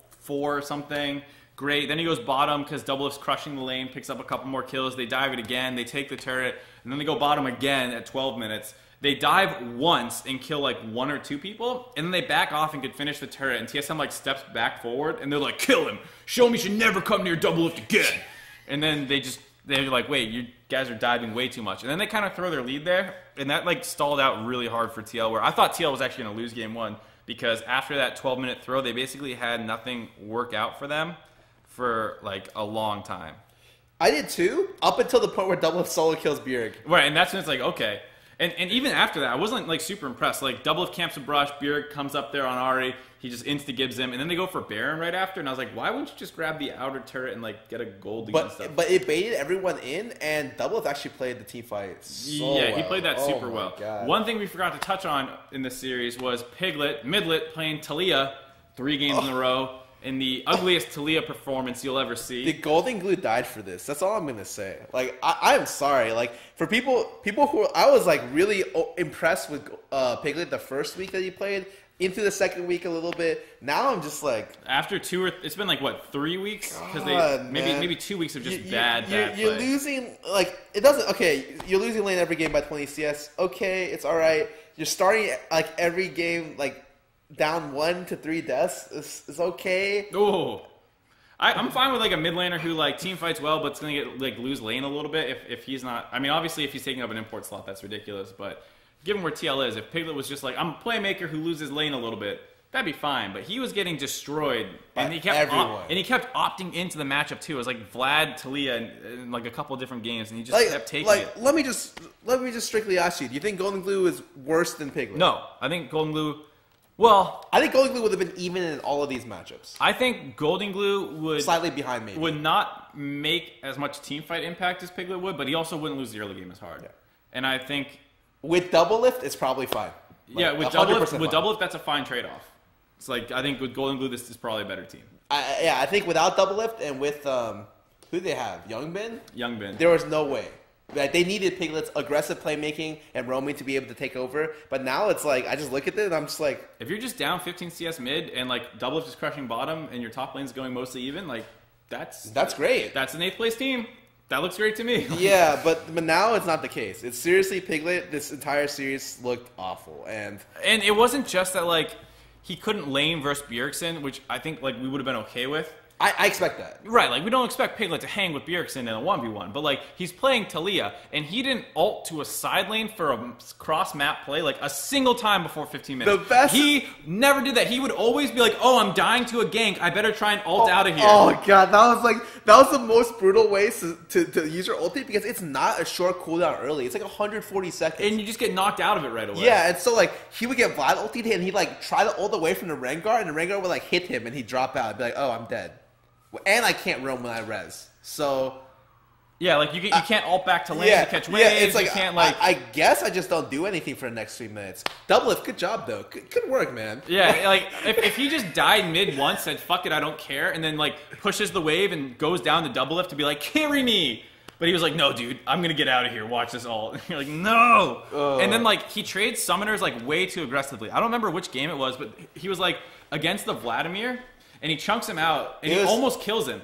And instead of just taking the Vladimir's flash... It was first game. Was it the first game he did this? It's like 5 minutes in, level 4 Taliyah, forces the flash out of the Ahri, actually. And instead of taking the flash and being like, sick, now I can go roam pretty like free, he tries to flash after for the kill. Now he has no flash in lane. He doesn't get the kill. And like a minute later, Haunster's like, this is free as fuck, and just roams down and kills him. And it's like, wow, Flash would have been fantastic for dodging that gank or making me play. And the worst thing is, the only reason he got that Flash in the first place is because mid lane was so pressured to help Sven, who was getting solo killed by Reignover. Yeah. Like, that play entirely happens because Reignover puts pressure and kills the jungler, and Bjerg gets baited to run over to try to help. Yeah. And so, like, Pele literally gets a free reign on getting a free lane. And he just throws it. And like, this is what I hate about like certain Taliyah players. Phoenix was actually pretty similar, where like Taliyah actually has a lot of 1v1 like power. Oh, like she's really strong. She can fuck you up, but that's not how you're supposed to play her. Like, even though you see that potential to like, if I land my full combo, I can like give this guy. Don't play that way with Taliyah. Not in competitive, at least. Go roam with it. Go push and roam. Just please. I think it's situationally good, but she has an ulti for a reason, right? If your ulti's on cooldown or like your jungler is backing, like you don't have many options. You have to stay in lane. Right, like if you hit like a good Q combo on them and then push a wave in, like you don't need to roam. Like try and harass them under their turret. Maybe you can call pressure. Like there's other ways to play. I'm not saying you should never like do that, but like some people on Taliyah, when I see them flashing in trying to follow up a kill, I'm like, that's not how you like. Just don't use Taliyah like that, please. Okay. Moving on from the first game. First game was essentially, we thought TL was going to lose. Doublelift gets the pick of his life top lane against Bjerg. They fight the Baron, and they get a great Baron fight. TL gets Baron, and then they end the game. Second game comes around, and what happens this game? TSM just like Sven kind of goes off. God. Sven dives top at like 4 minutes. It's like super clean. And then there's a bot lane's winning again. Doublelift gets a solo kill. Doublelift was winning bot lane all games aside from the third game. It was like more even. And then like Sven dives mid. Piglet's still dying over and over and over. And at this point, like it doesn't even matter. Like you expect Piglet to have like a CS differential, but Bjergsen extended it to like 40 CS at some point. This was a solo lane win for TSM. Right. And off the back of their junglers. Sven did great. He dove top lane, and then Haunster got like a 50 CS lead, mid lane got like a 50 CS lead, and then the game was over because they just warded the topside jungle and just sat there. Yeah. And then Piglet would just walk in. Right, and like the way Piglet died, because like, so Haunster's playing Renekton, he's at 2 items like really early on, and like Lorlo sees him in the top jungle, and he's like, oh, I don't want to fuck with this Renekton, I'm going to go to my lane. And then Piglet's like, oh, there's a Renekton in my jungle. Let me go face check. Let me see where he's at. And then he walks right into the Renekton and just dies. And you're like, what do you, like, your tank just saw him. Like, why would you think the Renekton's anywhere else? I mean, I think we can go on and on, but he had a very bad series. Yeah, but this is a series where TSM solo lanes won off the back of their jungle, and they could carry their bot lane, who wasn't doing too hot, but wasn't feeding hard enough to lose the game. Right. And then, so game 3 is similar-ish to the other ones. Piglet, once again, getting crushed in mid lane, opts into the Taliyah Vladimir matchup. I just look at my notes. 5 minutes, Rengar comes mid and kills Taliyah. Yep. 7 minutes, Rengar comes mid and kills Taliyah. Yeah. And then like literally Bjerg and Sven just set up shop in the enemy jungle and then make plays around that the entire game or early game. Right. And this time, this is one of the few times Doublelift does not crush Turtle. It's entirely even. I was really surprised. Well, it was like 10, 15 CS ahead, and then they just have 0 mid lane pressure, and I don't think Doublelift could keep playing as aggressive. And like they knew because that pressure that they had made in all the wards, like when they didn't need to be scared of jungler or anything, and like it just allows bot lane to play. Yeah, free. that's true. You even saw like the one thing we should touch about is that Adrian actually like left the organization because he wasn't feeling well or left for the week, and so Matt had to play the entire series. Yeah, but to be fair, he played fine. Pretty well. Yeah, he was good. If you're gonna rate his bot lane performance today, it's probably among the best that he's had the whole split. And I mean, part of that's obvious. Like you look better when you're winning, and like Doublelift and him were winning, so. Yeah. You didn't have to deal with just like, oh man, my AD carry is going even and the rest of my map's failing. I mean, that was kind of happening, but at least they had the early games. And then what really brought TL back in this game was like, for some reason, TL, like, they start a pick off with Doublelift and Reignover. Once again, the only 2 players on the team like playing really well. They pick, I think, Turtle at the start of a fight, and TSM opts into trying to punish it. And they do a good enough job. This is one of the plays Matt did really well in terms of like kiting back and peeling and keeping Doublelift alive. And like TSM kind of funnel in one at a time and get dealt with. And then it ends up being a 5-for-1 and they grab bot turrets. Like TL comes flying back into the game. The crazy thing was, I don't know if I really like the desperate TSM. You know, I think they're a team where it's like they're like the wall. You want the other team to just crash into the wall and you just hold steady. Right, like that's where like they pick Turtle and you say fuck it and you run down mid and you like pressure mid turret. TSM is a team where it's just like you have to be good enough mechanically to beat them. You have to beat them in team fights. They're a rocks steady team where like to beat them, you have to be just above average in all aspects. And they can use that to their advantage. Whenever they start getting really desperate, that's how you're just like, oh, are you playing to your strengths? Like, this is like something where it's like, And to be fair, I think TSM, after that play, wanted to settle down. After that 5-for-1, I think they wanted to be like, oh, chill, let's not do anything. Let's be TSM. But then... Did they? The bot lane play when they tried to pick Lorlo? That was later. That was later. So I think they wanted to chill because after TL gets the 5-for-1, they just hand over 3 more kills. Like I think Matt just dies in top jungle, and then like Reignover also dies in top jungle, and like it looks like TSM is like still gonna win the game, and then TL just sneak Baron at 22 minutes, and that's when they get desperate. I think TSM wanted to chill out after that 5-for-1 in the bot lane. But then once TL stole Baron, they're like, well, let's punish them. Let's get this Nautilus coming in the bot lane. Yeah, I think that. It was actually like perfect. I think when they got Baron, the gold was dead even too. So it wasn't like TSM even had to be that desperate. I just thought I always think if TSM takes any team late game, the team fighting is great. Like they'll just win. But I think they just got super desperate after the Baron, and then they made like a 4 or 5 man play on Lorlo bottom.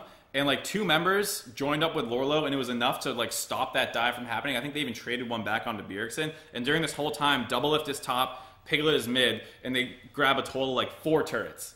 So it was pretty huge gold swing. Yeah, it was insane. I think that overall for the series, Lorlo had one of his best series, I think. Or one of his better series. He played really, really well. I think Lorlo played well. I think one of the things is like he and Reignover have not been comboing together very well at all. And this was a series where they almost never tried to combo together. It was mostly Reignover doing his own thing and playing around bot lane. Yeah, Reignover would like path, and then his path would end up diving bot lane. Yeah, usually. And like sometimes it was like doing other things like invading and stuff like that. Like Reignover played really well, and I think Lorlo in a one-on-one is actually just like a really good player. And so like he doesn't need extra help if it's mostly tank versus tank matchups, which is what we were seeing for the most part. And so I think he's fine. And it would be great if him and Reignover had better synergy, but they don't, and I don't want to see them forcing shit that they're just not good at. And so they didn't do that at all this series, really, which I thought was good. I think that. I mean, we say that Reignover played around bot lane, but when you think about like what other lane could they play around? They couldn't play around mid. They couldn't play around mid. Mid was actually like I'm impressed that they were able to win this series with mid doing so poorly. Usually, if the mid does poorly, your jungle also does poorly because the roles themselves are very close to each other. Yeah. But Reignover was able to transcend that aspect and just like play around another lane that wasn't as often. And one thing I'll say for Piglet is in game 3 he did do a lot of damage. Like he actually played team fights out after the first 15 minutes. I don't have pretty a problem with his team fighting. It's usually fine. Yeah, his team fighting for the most part is fine. It's just like he doesn't play matchups properly. He doesn't lane properly. He doesn't do any like CS well. He doesn't do anything in the first 15 minutes of the game fine. And that's why you're kind of like, well, you have Doublelift now. If your mid laner was more stable and just down 10 CS. Maybe you don't lose. Okay, any last words for this series? So my last words for the series are on the side of TL. They are a team that, like, cannot play around micro advantages, which is like one of the most important things to be able to do. If you force a flash on a mid laner, you don't need to kill the guy right then. You need to figure out what you can do with that advantage. Do you re-gank it? Do you do something else? Like, what do you do with that? And TL is a team that can never play that way. In game 1, there was that example where I was talking about the flash that instantly Piglet tries to flash follow for a kill instead of using that advantage. There's another time, Doublelift's in the top lane, Bjergsen's up there covering, and then Piglet starts, following, trying to force Bjergsen back. Bjergsen starts backing off, and instead of grabbing the free turret, they continue to dive past it. They kill Bjergsen, but like Matt dies in return. In the meantime, TSM's bot lane's doing like other stuff. Like they're a team that does not understand how to play with like, I forced a flash here, I got a summoner here, I've chunked this guy out, and everything has to be a home run. And I said it on the desk, and I thought it was Jack who said they go for home runs, and I was like, yeah, and they can only win when they have extra strikes to play with. So they need a lead, because every play they go for is trying to end the game. And if they can strike out 7 times, perfect, because they have extra strikes. But if it's just 3 strikes, they're fucked. And TSM gave them extra strikes a lot this series. How does that playstyle work in comparison to Immortals then? Because I feel like there's a similar team where a lot of times they go for like the crazy plays, Right. But do you think they're just more stable overall? So the difference is that like they go for like really, really aggressive plays, but they're usually not like super overextensions. It's like if you're set up, it's over. If you see it coming, it's over. Whereas like TL is like they see it coming, and then like we could be fine, but we're gonna go like 10 steps too deep. Whereas like I feel like with Immortals, it's like if the jungler's here and we get countered, we just lose. Versus like the jungler's not here, we're diving, the guy backed off, we're still chasing through, and now they show up and counter. I feel like that's the difference to me. I don't know how you feel about it, but TL just like they'll go so far on a play beyond like when it was reasonable. Like even that bot lane dive, right? When they were at the bot inner turret, it's the same kind of thing. Like why are you diving the 3rd time? I feel like Immortals knows when not to dive the 3rd time. They'll go crazy diving, but I feel like they don't do those ones. I just think that it's just an extension of 1 or 2 players' personalities. Like they're people who want to go super hard, and everyone kind of gets dragged in. Right. Well, they just play two. They play 2 team centric, where it's like bot dive, everyone go. Yeah, like they definitely like win and lose together as a team, and more than likely everyone just follows up on a bad call. Yeah. And their shot calling hasn't gotten better throughout this split for the most part, up until Doublelift joined and he can shot call. Yeah. Anything for TSM? They kind of played out how you expected. I think that the one thing I did like to see was the second game or the 3rd game where Sven and Bjerg actually worked together. They got the lead mid lane and they ran to the jungle together and then like camped there for stuff to do. I think that was great. I want to see more of that. Aside from that, I think this is just like TSM lost game 1 so many times that eventually they're going to lose a series, and it was today. Yeah. Like you can't lose that many game 1s and keep winning game 3s. They were like 10-2 in game 3s, or like 10 no, they were 10-0 in game 3s, I think. And then this is their first loss. Like eventually you're going to lose a game 3. It just happened today. Happens. All right. C9 versus P1. What you got for this one? I think it's extremely funny that TL took C9's bot lane position coach. So Kane, they took Kane, and then Kane is the head coach of TL right now. As Kane leaves, C9's bot lane just pops off. Like, yeah, they have their best performance. Yeah, this is literally the series where I look at this, I wrote some stuff down, and really when it all comes down to it is that C9's bot lane created all the pressure. I think both games. Yeah, both First games. game especially, literally they won the game. They crushed it so hard, P1 was like, all right, stunt, you're done. Like they crushed so hard, they're like, take stunt out, get him out of here. And to be fair, I thought some of Stunt's ultis in his teamfights were alright. Teamfights were alright, Yeah. but it was just first game and second game. Essentially, what happens was that C9's bot lane created singular like solo pressure to the point where they solo kill both games. Yeah, they did. They Stunt died like 2 or 3 times in lane, and even Shady died in lane, and so this was actually just a sneaky and smoothie show. Yeah, so it's actually funny. Bot lanes were super important over the course of all the series. Like TL series, Doublelift was super important. Immortal series, they crushed bot lane, and then C9 series, bot lane. I think the meta is shifting more towards stuff where you can do stuff early. Exactly. When you see Lucian being a priority pick now, you can actually pressure your lead and do crazy things. Caitlyn, same way. As the AD, and I think that sure Ninja Tabi still might be overtuned, but AD carries have less to complain about now because you can legit carry games. Even Ash like builds Bork now and is like a little scrappier early, not just like, oh man, I have this thing that's not useful till I build my second item.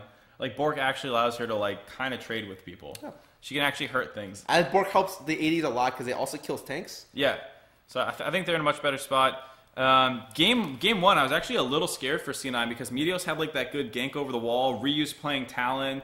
Meteos is playing Elise. They have like a sick play for first blood, and then I think Ryu got another kill somehow, and it's like a 2-0 Talon. You're like, oh god, this guy's gonna start popping off. But C9 actually controlled him. Yes, and it all happened because the bot lane. Yeah, well, the bot lane controlled them, but what ended up happening was they invaded. Yeah. Well, and then they tried to get a pick on Smoothie. He lived with like 0 health, actually, off an Ori shield, and they got double killed, and that was their entire lead. And C9 was able to run with their bot lane lead. Actually. Once their bot lane got a lead, the other team couldn't do anything. You could just watch the last team fight where it's like the Talon shows up for a second on the edge to try to put pressure, and Malice flashes Olisa and he dies instantly. Yeah. And you're just like, well, I guess they can't do anything. Right. It was really rough. There was like one fight at like 26 minutes, 26 minutes, where like that was when Stunt had that sick ult to stop the whole Jensen ultimate with Orianna.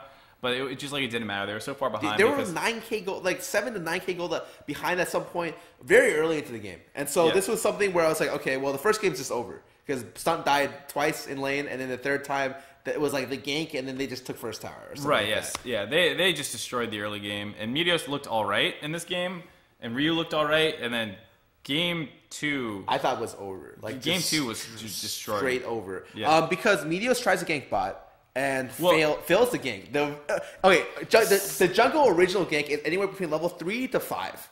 He ganks bot lane and he dies in the gank. And on top of that, the other jungle was killing top side. Yeah, killed the top laner. And so at that point, you're just like, oh my god, the early game went really badly. And like the way it started too was like Arrow kind of got caught out. I think Arrow didn't look great this series beyond the fact that his support was struggling really hard, which I think is the bigger part. Was like his support was just dying all the time.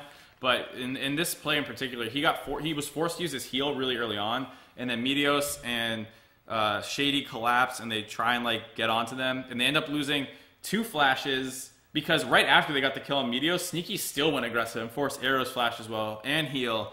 All they had to give up was an ignite, and they got a kill in the 2v3. It was like, you guys didn't even force their flashes in that 3v2. Like, goddamn, you guys fucked up. Yeah, no, it was as soon as I saw that gank, I thought the game was over because this is a series where both the games, Sneaky played Lucian. And Lucian's a champion where you give him like a little bit to run with in the lane. The other AD doesn't get to play the game. Well, it's like, okay, he got his Bork way before I get my close item, which as an Ezreal is like not good anyways. Even like on Cutlass Spike, if he E's and Cutlasses you, you're in trouble. Because if Lucian's a champion that like is a lane bully, especially when ahead. Yeah. He has like the mobility to like just open up on you at any point, whereas like other AD carries have a harder time doing that because Lucian can also get out should the trade like not be going perfect. Whereas like a Caitlyn can't like net backwards and like win a trade. Whereas Lucian can just like dash in and Cutlass, like you said. So essentially everything I wrote for the second game was Contract's first play at top and Meteos killed himself, and that's it. And I thought at that point the game was already kind of over. Overall, I will say this is another series where Jensen played well. Played well. Played really well. He hasn't looked bad since his like Talon game. Yeah, when he's playing Ori, that champ is going to get banned against him. It should be. At some point, he is very, very good at Ori right now, and Ori fits in almost every comp. And I think he's not scared of the Ahri matchup either. Or if they are they banning Ahri in a lot of these games? No, they're not.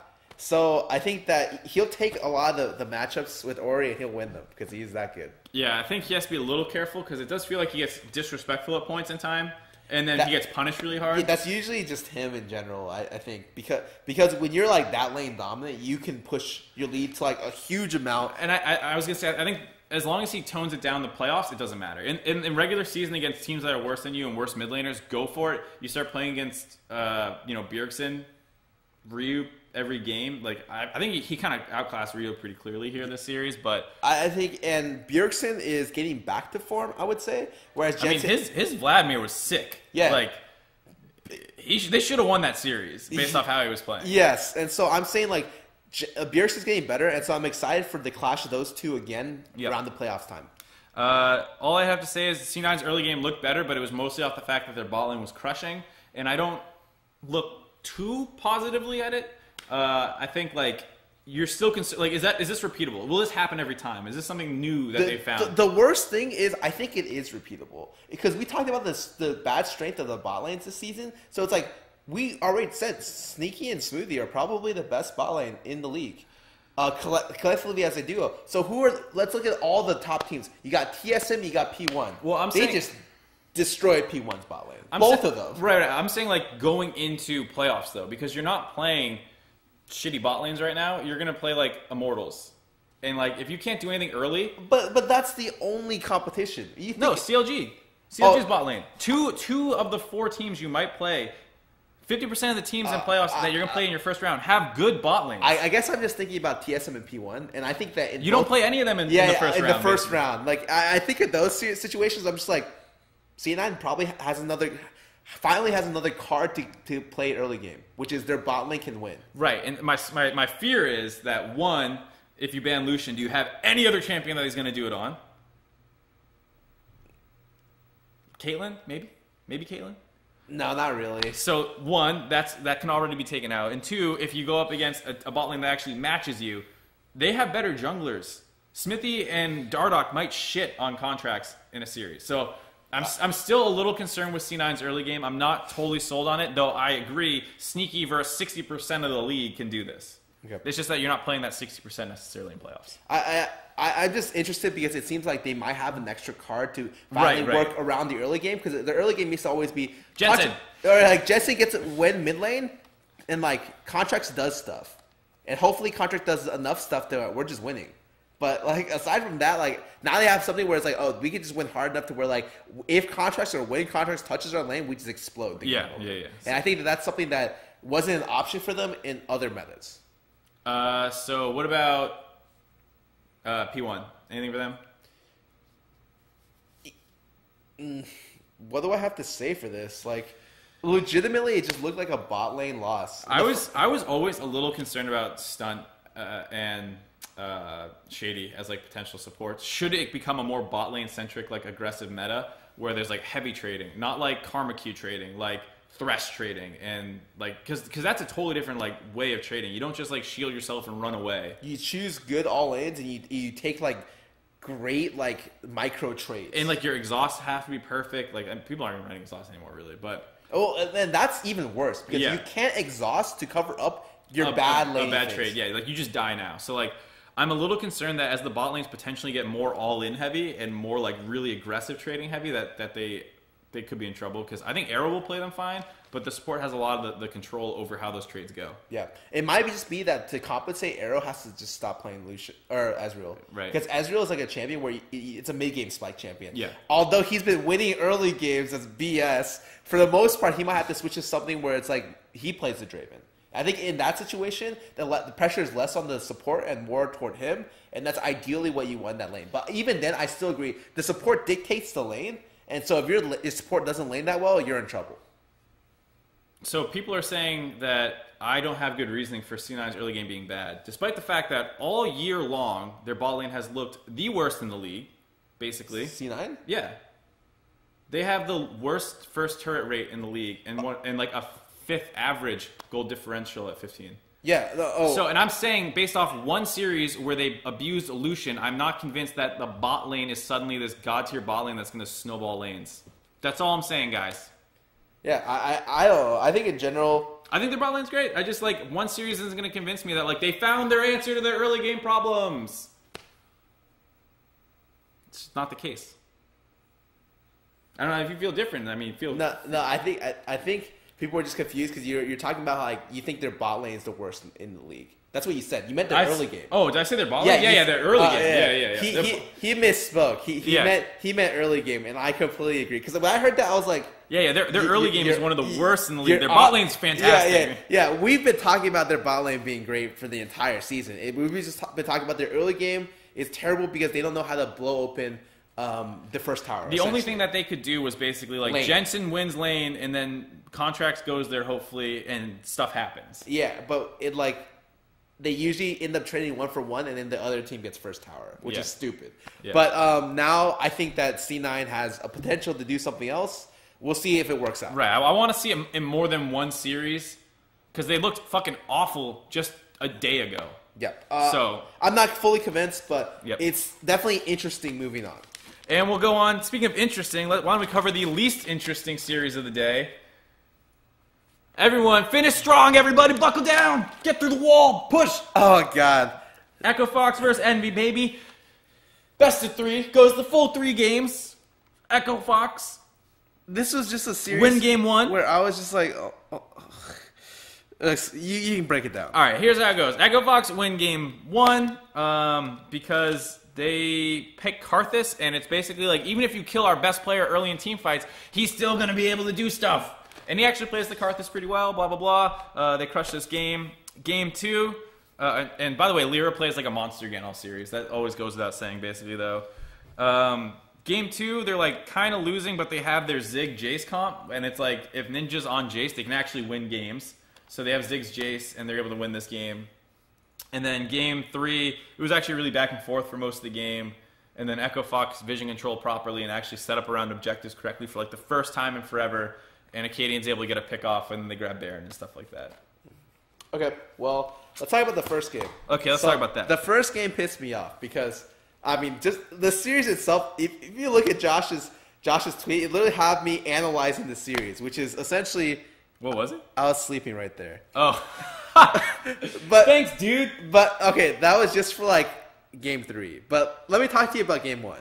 Game 1 was a game where a team that got a 16-minute inhibitor off of terrible macro decisions from the enemy team was rewarded for it because the enemy team has no idea what they're doing. And so they lose one entire lane of farm for 5 minutes. And Frog is able to fulfill his fantasy dream, which is, I'm going to shove against minions for 5 minutes until I'm level 16, 3 items at 26 minutes, or like 28 minutes, and I can just team fight because I'm Karthus and I'm 2 levels higher than everyone with more items. It was like, I got so mad about this game because I was just like, how does a team even get a 16-minute inhib? And they didn't even did they even get tier 2 bot lane? I'll break this play down because I wasn't mad about the 60-minute inhib. I was mad about what happened on the other side of the map.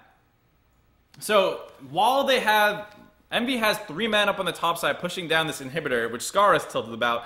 On the other side of the map, in the bot lane, they have 2 people holding against 4 under their bot inner turret. They lose this with Karthus ulti. It's so yeah. So funny. Echo Fox tries to dive. They do the dive horribly. They have Karthus ult as well, so it's really like 4.5 champions diving 2, and they can't kill anyone. Ahri and Nautilus pick up 2 kills in a 2v4, and then that's great. You know, they protected their turret. They got kills.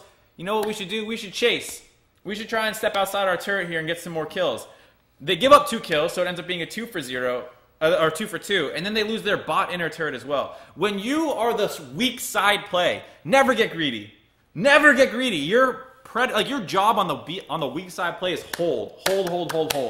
And when you actually turn it and get kills, you take that to the fucking bank. You don't look for more. You don't like double down like we're gonna get all 4 of them. Like what the fuck are you thinking? Take that, get a free inhibitor top lane, don't give them any gold back. It's like a 1,500 gold swing. Yeah. Okay, so I think both the sides of the map were legitimately, it was just not good play. And then off of this, Envy has an inhib down, right? And the only one who can really deal with it is Karthus or the AD. So they're playing 4v5 for the next 4 or 5 minutes, right? Yeah. So what happens? They invade bot side jungle. All right, that's correct. And then they die. They trade kills for it. And I'm just like, wait, this is not correct. Did they ever break tier 1 mid? They might have, but it took a long time. It was like they couldn't find a way to navigate a 4v5 situation against the enemy team. And their attempts of doing it which you saw the sick ᵐᵉ kick, by the way. That was nasty. The fact that they have 4 people on the tank and they couldn't kill him was tragic. But then ᵐᵉ hits a nasty kick. Wait, you know why they couldn't kill the tank? Because everyone greeted there. I was so mad. Okay, so what happens when you CC someone? Oh, you overlap the CC, so all the CCs happen at the same time. What happens then? Seraph's like, you know what? We got this. I don't need to ulti this. Mm-hmm. And even like ᵐᵉ was like, I don't need to kick this either. But ᵐᵉ I'm like more okay with because his angle wasn't great. Seraph literally didn't ulti until after the flash. And so like the Nautilus death charge chased him after the flash, and ᵐᵉ had to do like a godlike play to even like scrounge up a kill, and he died for it. And I was just like, why greed there? You don't need to greed. It's a simple pick. You guys have the look. They can't fight you because they have less people, and they still can't do it. And then it hits Karthus fantasy moment where he has 300 CS. It's 6 items. Like they burn a Baron down at like 28 minutes uncontested. Yeah, and it's like they can't do anything because Karthus literally can like.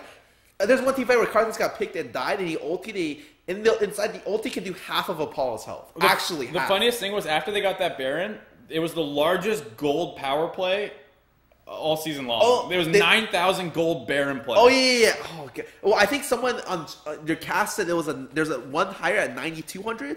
But, was it? Yeah, so it was like the second highest. But I was just like, oh my god, they went from tier 1 top lane all the way to like Nexus, and they just obviously like maybe they could have won the game, but you knew at that point it was over because Karthus is literally sitting at 6 items at 30 minutes or like 5.5 items.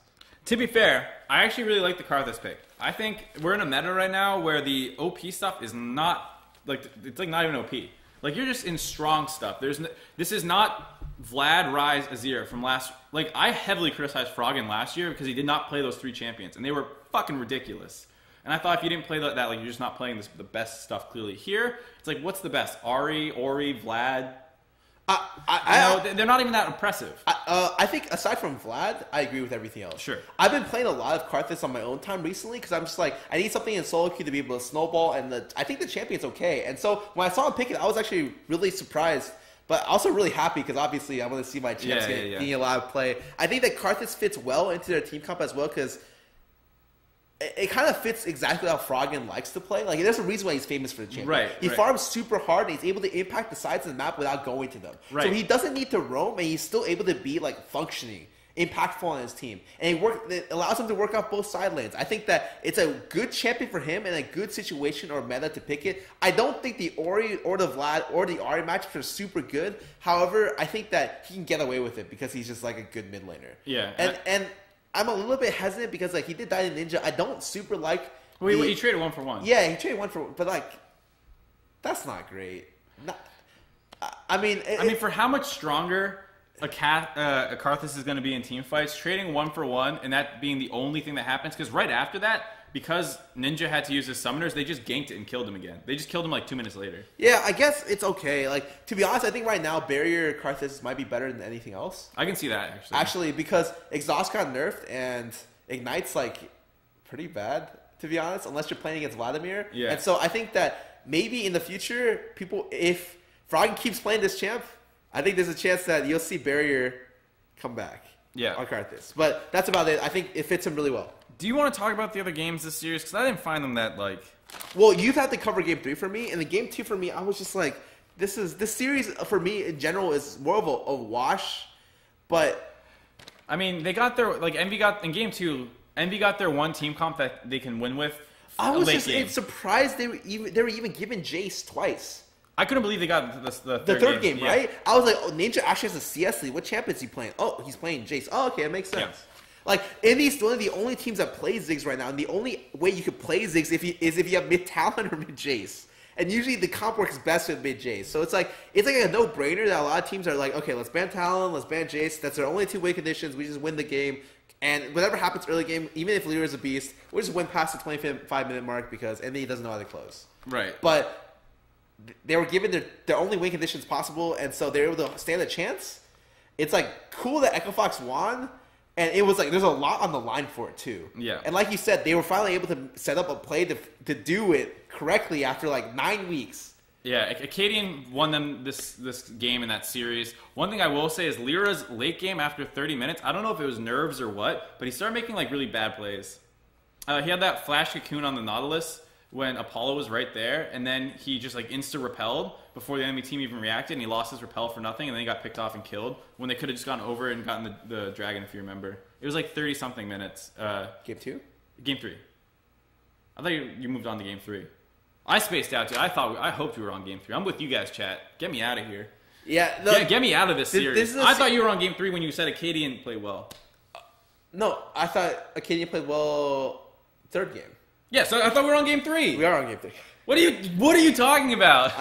Never mind. Okay, so for the most part, I just think. But the thing about that is, I always think that ḽira plays less well going into late game. Right, I thought but that's like a team thing. Yeah, well, there's times where it's like, was that engage correct? Like those kind of more like like you're not sure. But this was times where I was like, what is ḽira doing? Like he's better than this. So that's what I meant. Where like there's definitely times all season long where you're not sure if it's like team and who's doing it. Where this time is clear to me. It's like ḽira is better than that.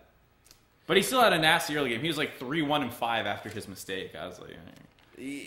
I mean, just in general, I still think ḽira is too much of a monster against.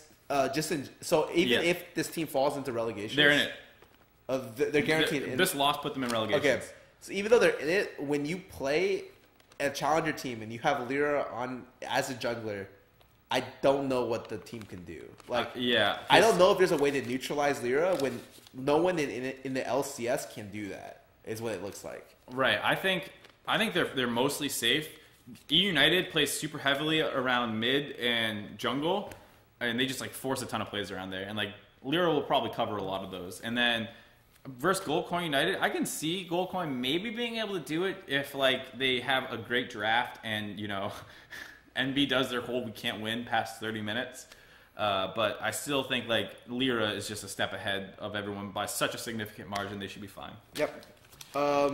Aside from that, on the Fox side of things, you said you were impressed they were able to finally figure out how to play around the objective. Last series that they play this year, most likely, unless they end up in the this split, unless they end up in the promo tourney, which they might. I mean, TL versus FlyQuest is not like a guaranteed thing. I guess it's true. Okay.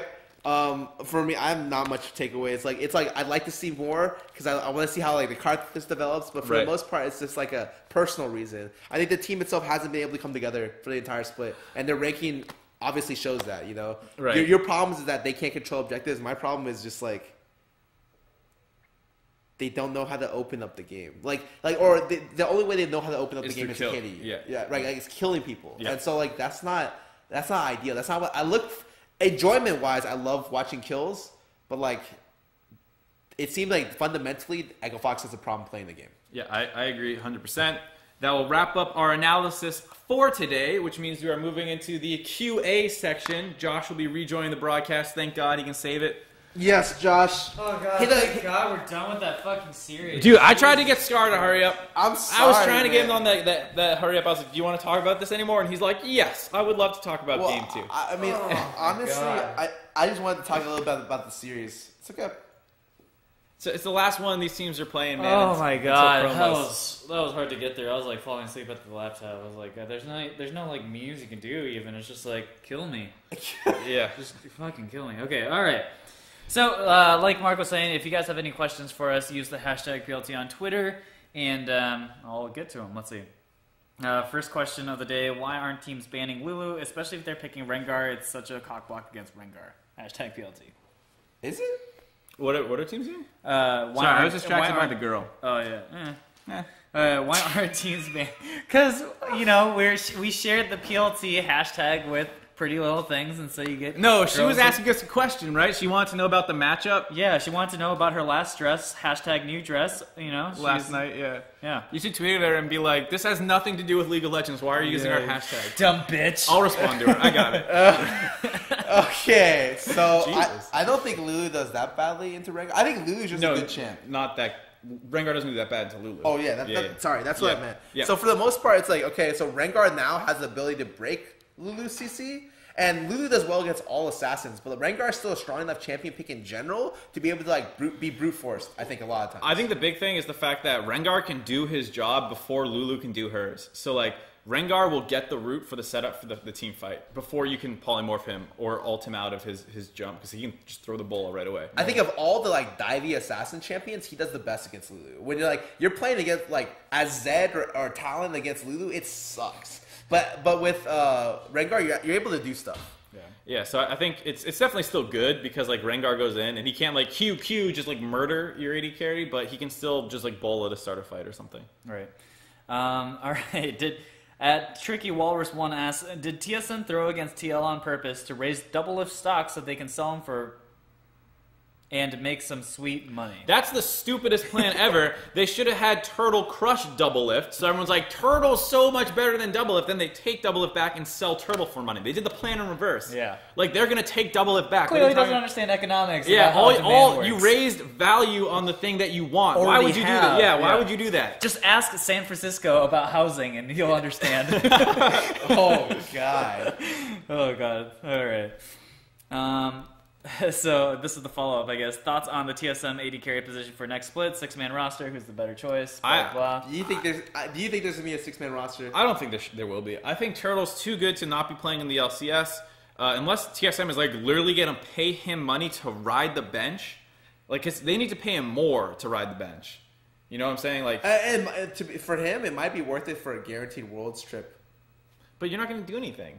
Like, I don't think Turtle's that kind of guy. I mean, I don't know him that well. Yeah, I don't know him personally, but he's never struck me as the kind of guy who's, like, lazy and, like, doesn't care. He's always, I wouldn't say he's, like, passionate, but he's, like, a happy-go-lucky, I want to go out there and compete, I like playing the game kind of guy. He's like a Brett Favre kind of guy, you know? That's actually such a good comparison. Holy my shit. God. Brett Favre. If you guys haven't seen it, go and watch the Brett Favre mic'd up series. Well, on even YouTube. like It's playstyle, so funny. like Brett Favre does some shit that makes you scratch your head. Turtle's the same way, but for the most part, they're pretty good, you know?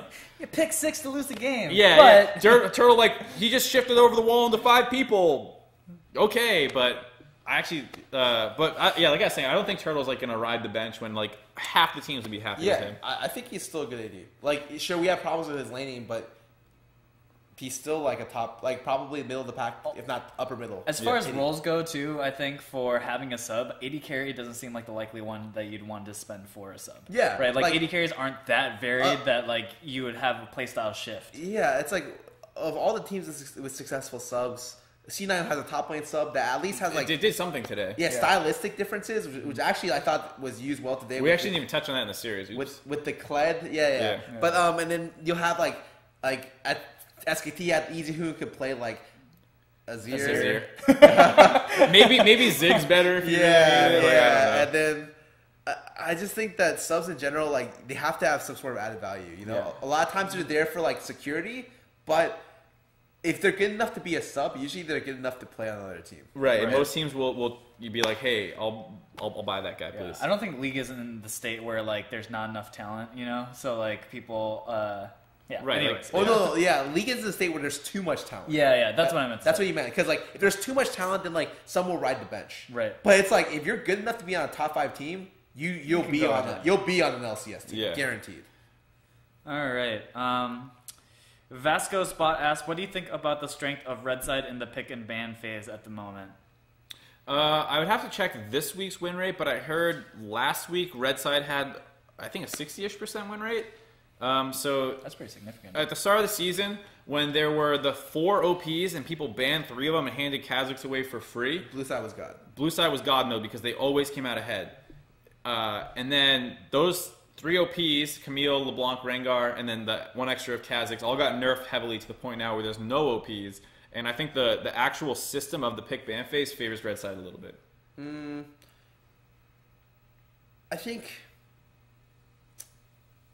I just think right now, outside of Caitlyn, the most oppressive picks, there's not someone that's super oppressive. Like, I guess, even Caitlyn's like not brutal beyond yeah, belief. and so because of that, like, I guess counter pick status means a little bit more, especially near the end. Like, I think teams are getting away with a lot of stuff, like just being the better mid laner for the most part. Yeah, like you just blind Ori and it doesn't matter.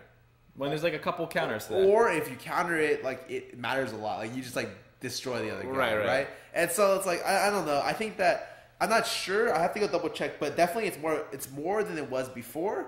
I don't know if it's significant. Like it's got I think 1 it was week of data, right? Last week or 2 weeks ago, it was Blue Side favored pretty significantly.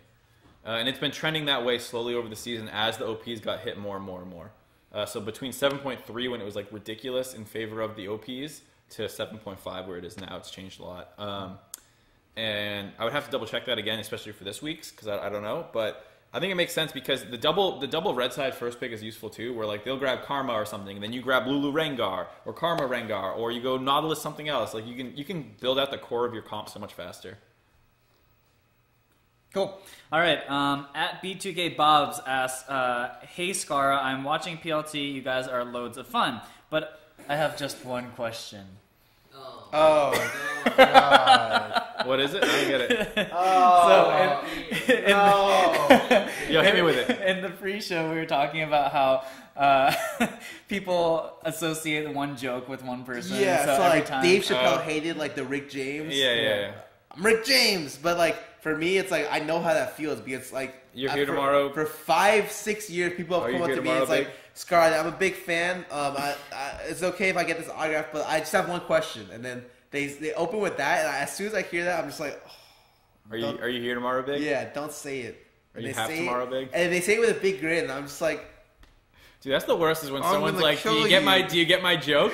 have you heard this one before? Were you expecting this one? All right. What Scarra's saying is he hates his fans. He hates all of you.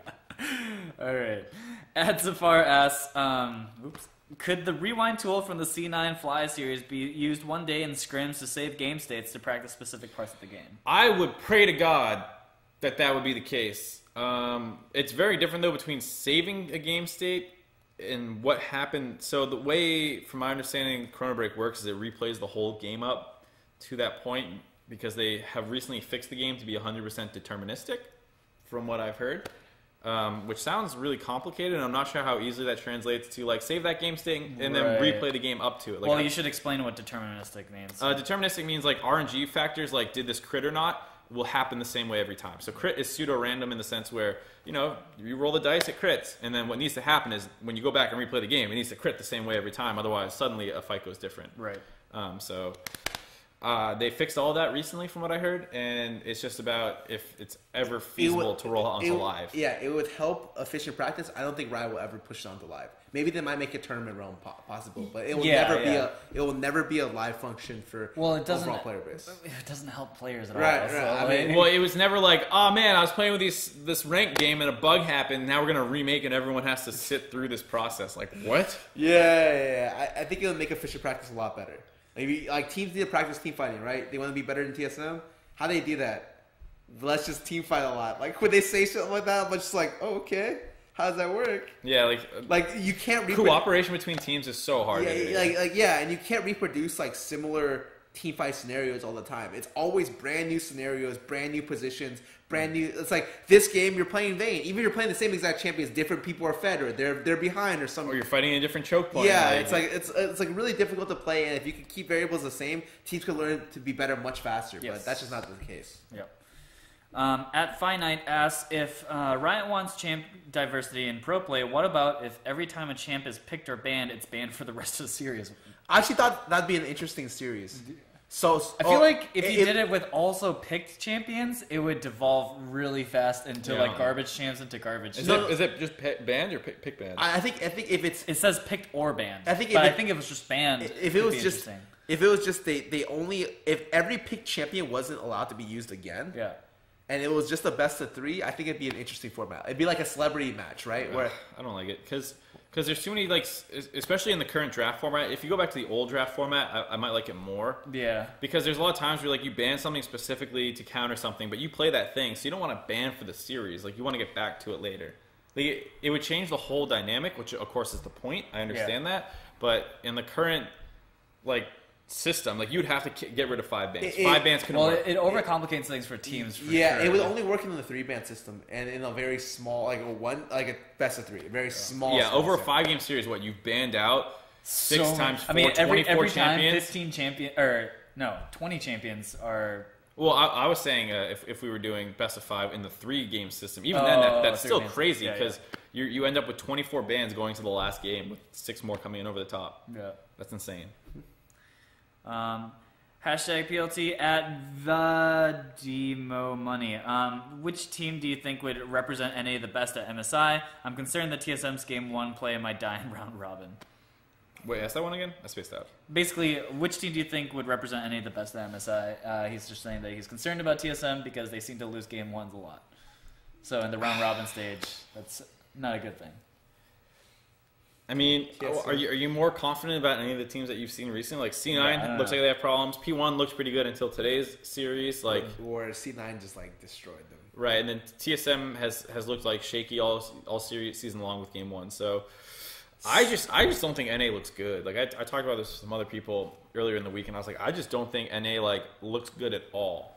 But then again, a lot of other regions I feel like aren't super good either. Yeah. Except for Korea. Excuse me? Yeah, I guess. But I mean, like, if you look at MSI play-ins, like, isn't Europe already in there and you should play LMS plus, like, wildcard teams? Are you, like, 100% sure there's not, like, some Brazilian team who's not, like, going to put up a fight against TSM? And, like, are you going to beat Flash Wolves 100%? I think Kindergarten team would beat TSM in a game 1. Like, it's hard because, they just... I actually think TSM is really interesting because they're a team that I feel like adapts better as the series progresses. Like, if I had to say something about them, like, even like historically, maybe they aren't the best game 1 team, but like usually over a series, the reason why they're good is because they're able to pinpoint the problems and like adapt correctly over the series for the most part.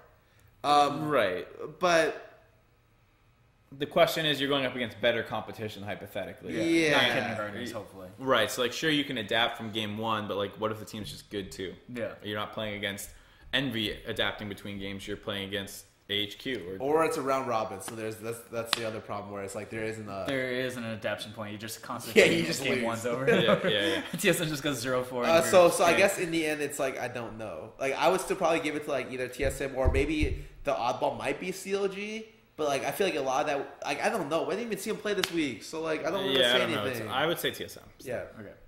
At SaveJack1 asks, with the season about to be over, is Arrow still the #1 MVP candidate? I don't think losing one series to C9, especially when it was his support who looked bad for the most part, changed my mind too much. Yeah, especially the cutie pie argument.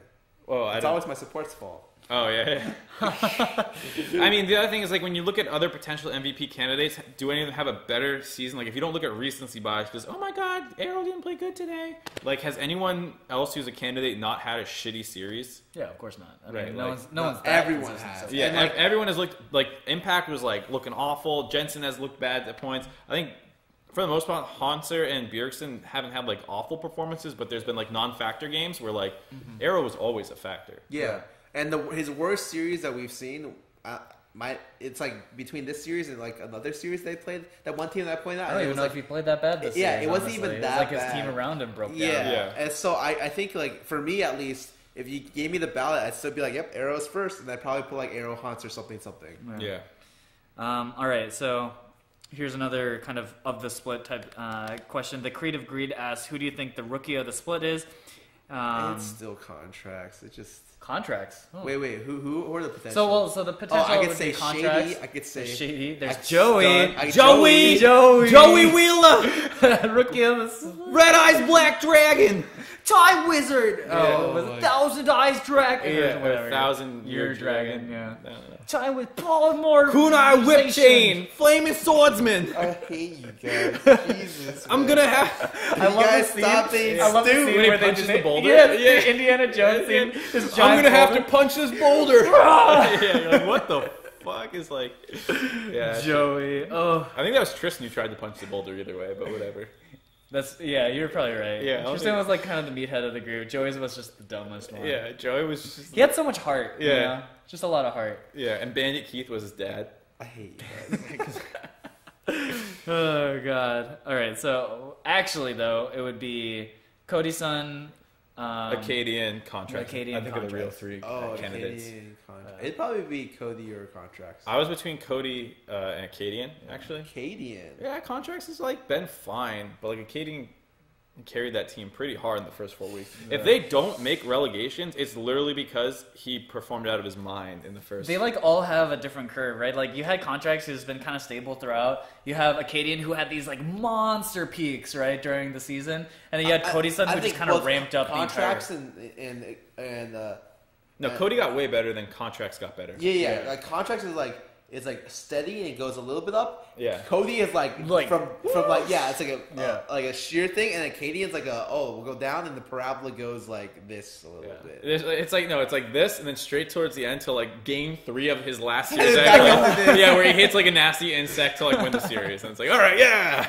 I think there's no clear candidate. Where like before it was like how hard is Biofrost going to win this? I have to do a lot of research on it, and I haven't done it yet. So I feel like between any of those 3, it's close enough that you can make it an argument. Mm-hmm. Okay, next question. As Death X11, Fox had no fans to high five them after their win. Is this common? Are you serious? Oh my god, that's so depressing. Can you imagine that camera shot where they're doing this and there's just nobody there? That's actually so depressing. That's actually probably this time because they were the last game of the day. Yeah, and the games were boring. So. Well, it was definitely the case where it's like they weren't playing a good opponent. A lot of the good opponents had already played that day, so like C9, TSM, they were all out of there. Like the big CLG, Immortals, TL, even like those level teams. So like you have probably 2 of the least popular teams in the What do they do? I didn't see what was they did. Was Rick Fox not there? Yeah, Rick Fox is the only guy. He's like big smile, like yeah guys. I don't know if that's true or not. Like I didn't see that on the broadcast. I didn't see it either. I don't know. It was a long series. It's the last one that they're gonna play all year long. Like I wouldn't say like I'm shocked. I just didn't know that. Here's a not great question, but Tim Zatoris asks, what team would you think would improve if you put Lyra in it? Every team. Every team. Yeah, every team. I think legitimately he makes a good argument for like best jungler in the region. Yeah, and if his team wasn't last place, potentially for MVP. Yes. If he was able to carry this team to like 3 more regular season wins to keep them out of relegations, I think you give him MVP. Because then he would be the sole most impactful player on. Yeah, he is the sole reason that team is not in relegations, but they're still in relegation. Yeah. So you can't even say like that. Yeah, and even with them being the 10th place team, like the fact that you're still impressed with I'm still impressed with this guy. Yeah. Oh yeah. Like this is the guy where you're watching, you're just like, oh my god, what if? You know? Yeah. And so I think on every other team he would be impressive. With the exception of maybe Dardoch, is a very similar play style, but even then I feel like they're different. Like Dardoch's more explosive. Yeah. He's less pop offish and more consistent, but like it's like maybe like that's not a great trade off. But I think like he could add something to every team. I feel like Immortals would still be fine because it would change their team for sure. Like he's not Dardoch, but at the same time you can win a different play style. Yeah. At Nerdy Tech Guy asks, any early predictions on which team will win playoffs with the new meta? Also, we need more Twitter videos. Those are coming, dude. They're not. You mean PLT related Twitter videos? I don't know. Josh and I like got Twitter. Dumb Twitter videos. Yeah. If you guys haven't watched it, our Death Note trailer was hyper. Yeah, we got some more coming this week, probably. Yeah. But yeah, I think you can expect more stuff. I'll try and clip more stuff out of the show and put it out for people who miss things, like little like small highlights. And the answer to your first question, no. I'm not considering anyone for playoff candidate yet. Or like who prediction wise, I just think probably TSM P1 or C9. Yeah, like for me, the teams can vastly improve given like a period of time. Like I still remember that time where everyone counted TSM out and they had 2 weeks off or like a week off, or no, they had 2 weeks off. It was a week off because they were not the first round. Oh shit! It was against us. Remember? I don't remember. I just remember they popped off so hard. We had a first round bye. They beat someone. I forget who they beat, and then they played us and they beat us in semis. If that's the one I'm thinking of. That's probably it because I think they went on to win the split. Yeah, they did. No, they lost to CLG. Yeah, they lost to CLG in the final. That was when they got smoked in the finals by CLG at MSG. Oh shit. Okay. But yeah, I think a lot of times playoff performances are different. Like Sven usually is everyone remembers Sven as a guy who's like whatever in this normal season, and he like popped off in playoffs. I think that playoffs are just kind of like basketball and like every other sport where like just less crazy shit happens. People just play calmer, smarter. Like they're not gonna go for 50-50s when you have a 5-game series and you need to outplay them all the time. Like And I think it's really interesting because you only have to prepare for one opponent. Right. So you see a lot more like... So like the teams that are better at preparation are like the ones that are going to impress you a lot. Like the ones you're going to walk in, you're like, wow, what kind of pathing was that? Yeah. This guy's jungle was insane. Stuff like that. Yeah, so, I mean, you could say like that helps teams like CLG and probably C9 and like the teams with a little bit better infrastructure. All right, next question. At Centals, why are AD carries such as Wildturd and Keith constantly playing Ashe when there are other options to choose from? I mean, we were kind of joking about how Keith has literally only played Ashe. He just like played Ezreal like once or twice. He played Ezreal when Ashe got banned, or when the other team picked Ashe. All right, I'll be honest. So like Echo Fox just has this one strategy they want to do, which is Keith is the mid game Ashe initiator, and they build everything around that, and it's a champion that doesn't get banned out a lot, and so apparently their like practice regimen looks like they keep stuff steady or with low variables, and they don't trust Keith to carry. I don't know why they're doing it for Turtle, but I assume it's just mostly because Ashe's laning phase is like not that bad. It's fine. It trades. Ashe is good at everything, including Caitlyn, and so there's no problem. Yeah, so you can pick it pretty much whenever, and it gives draft resources to your more impactful players. So if you want to take Ashe relatively early, it's fine. It's going to do fine in the game. With the Bork build, it spikes a little bit earlier to keep up with like other things. So I think there's a lot of reasons that you can pick Ashe. All right. Apparently I Clental or whatever. I don't know. At Bro Izzle, how do you win picking Ignite Karthus into Ahri? Back in the day, Karthus did take Ignite for like the level 1 pressure. Ignite Karthus is actually legitimate laning pressure. Yeah. It's actually insanely good. Yeah. It's really hard to like kill it at 6 because it almost always trades back, assuming he lands like level 1 and level 2, he just runs at you and cues you down. So the problem with Ignite is that like after a certain point, it's just useless. Yeah. It's like once you get to like past level 6, what are you igniting? Like level 10 maybe is like. So typically you take Ignite usually only against champions like you, like Vlad, where it's like you need the debuff to be able to even pressure the champion, or against like maybe a Soraka. But aside from that, I mean, I think TP and Barrier are really interesting because Exhaust got nerfed, which was the go-to, which it lowered MR armor, lowered attack speed, everything. Less damage. Yeah, did everything made you move slower. And made the move slower so you could hit your Qs easier. But now that Exhaust got nerfed, I think that Barrier and TP will make a comeback on Karthus mid. I like TP. Yeah, it's good. Any other good ones? Or we can maybe start wrapping it up. Yep. Yeah, we can... hit us up. There's a lot of questions about how much did TSM get paid to throw to TL. If you guys, come on, dude. I don't think you guys understand. It sucks to lose against people that Yeah, I bet TSM's pissed. It also makes it potentially if they lose to P1 tomorrow, they lose the first round spot. Which so the reason that's relatively important is because it's dynamic seeding in playoffs. So the highest rated team will always play the lowest rated team. Oh. So the 1 seed will never play P1. So it's pretty important that TSM gets the 1 seed. I think stylistically TSM doesn't want to play against P1 because the way I don't think many teams do. The way that C9 beat them is like they had a much better laning bot lane. And I don't think TSM's bot lane is going to do that. They would have to hope they can do it through mid, but and what C9 can do, TSM cannot. Yeah, I'd agree with that. So, obviously, matchup tomorrow, P1 versus TSM, super, super important. Yeah. Oh, God. The only time I've been hyped up of a matchup with C9 and P1, I thought all the matchups I weren't hyped about were close. Yep. Or, good matchups. And then C9 versus P1 today was, actually the stompiest matchup. I was just like, okay, well, they win. I mean, it wasn't CLG Immortals level. Yeah, but that's for a different reason, right? Yeah, they just lost, and you were just like, oh, I guess this series is just over. C9 just is better. Yeah, they know how to beat this team. Yeah, it was definitely a little surprising given how much P1 was hyped up going to that. To be fair, I predicted TL. Really? Not really. So I was like, wait, are you serious? So we were supposed to pick who was going to look how much more. Is Team Liquid paying you? How much is it was wearing TL shirt? Let's go.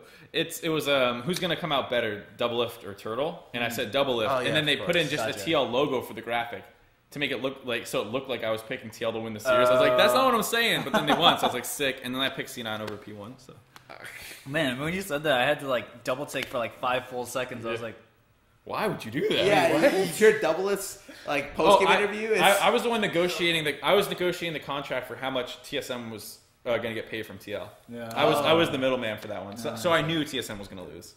Oh. Yeah. How many figures did it take? It went from like 6 to 7, and then Bjerg was like, "I don't need money." And he goes to 8, and he's like, "I guess I need money now." I guess I can get a new car. Yeah. All right. Well, I guess that wraps it up for today's show. We've got another show coming in tomorrow where we'll do final the power rankings. Yeah, I'm excited to see how different the final power rankings are from our initial impression from week 1. I think that'll be kind of funny. Yep. And yeah, I guess it'll be our last show of the regular season. And make sure you guys follow all the social media. I don't know if we have the rotating graphic on this one. I don't think we do. But you guys can follow Post Week Time over on Facebook, Instagram, Twitter. I think that's it. And you can follow our social media, Twitter, too. and Eunice. If you want, There is one last thing we won the show. Remember? Oh yeah. I haven't figured out how to just- do it on your computer. Just go to the YouTube. Wait, what? No. Like I tried to do window capture and it just shows up black on your screen for some reason. Wait. After that bitch. All right. no, So it's there is one last thing that you guys must see. Yeah. It ties into an announcement we wanted to make today as well. And so for people who haven't seen it, we have a little video to show you. Keep talking. We have a little video to show you that requires me to That talk. totally wasn't announced earlier this week. Oh wait, this is the wrong one. Lol. Huh. This is the trailer. I do not want the trailer. I want the promo. You got it? Not necessarily. I gotta add it now to the scene, and I don't have a mouse. Anyways, Dude, well, your computer's a shit show. Dude, you're a shit show. I just think that you know that thing that you gotta turn on. Your girl. Ooh. I went for the gay. You went for the straight. Yeah. If that doesn't sum up Una for you. yeah, that's Oh my god. we're reliving IEM production. All right, let me see if this works. If this doesn't work, dude, we're calling it. Okay. Wait, that doesn't mean that they can see it. No, I know. That's what I'm saying. If they can't, I was trying to see if they would be able to see it. See, that's what I'm saying. It just shows up as a black screen for some reason. Yeah, I got you. Wait. Okay. You want a monitor capture? What is it? I don't know. I tried that and it didn't I do trust it. Josh. Dude. My computer's fucked up. Dude, that's what I'm saying. Dude, that's not nice. Scarra, like, I'm got immediately scared just of his like- own face. Oh god. Oh god, that's what can't I looked do like. myself. I'm just. What are you trying to say? Idiots. I don't know, man. I'm not the one who gets shocked when the screen changes. Oh, is it like on the top? Dude, I have such a bad farmer's tan. Jesus Christ. Help. I Dude, look how white I am. Oh my god, I'm reflecting light! No, it's Ah! okay, it's okay, you can see it. It's Jesus Christ. I don't see in color. All right, so it didn't work, but Yeah, it didn't work. Well, All right. check out Scarra's YouTube for the promotion. yeah, so the announcement is that we're on SoundCloud, guys. Yeah, so a lot of people have been asking, hey, when is our podcast? When are you guys turning to audio podcasts? Because I want to listen on the road. Yo, bring up the chat again. And so we have heard your questions. We have answered your prayers. You can now find us on SoundCloud. What if we did the ghettoest production ever, and I put the laptop in front of the Oh screen? wait, I was actually gonna put the YouTube on my yeah, phone. yeah. Okay, You hold want on. me to do it? So Actually, I want to move my laptop. we are now on audio a podcast on SoundCloud, which you can find at soundcloud.com/postleaguetime. Yo, you got the audio on This this? is hilarious. Yo, you guys want to see some ghetto-ass production? Oh, okay. So we're showing you the thing right now. I'll tell you. Hold on, Josh. You gotta help me out here. Here. You can kind of look. Okay. Lit. Yeah, yo, let's go. You have audio? We started. Restarted? No, fuck The no. audio doesn't matter. Okay. All right. There you go. Right there. Oh, hell yeah. This is production right Dude, here, this is baby. the fucking ghetto. You gotta solve shit with science, baby.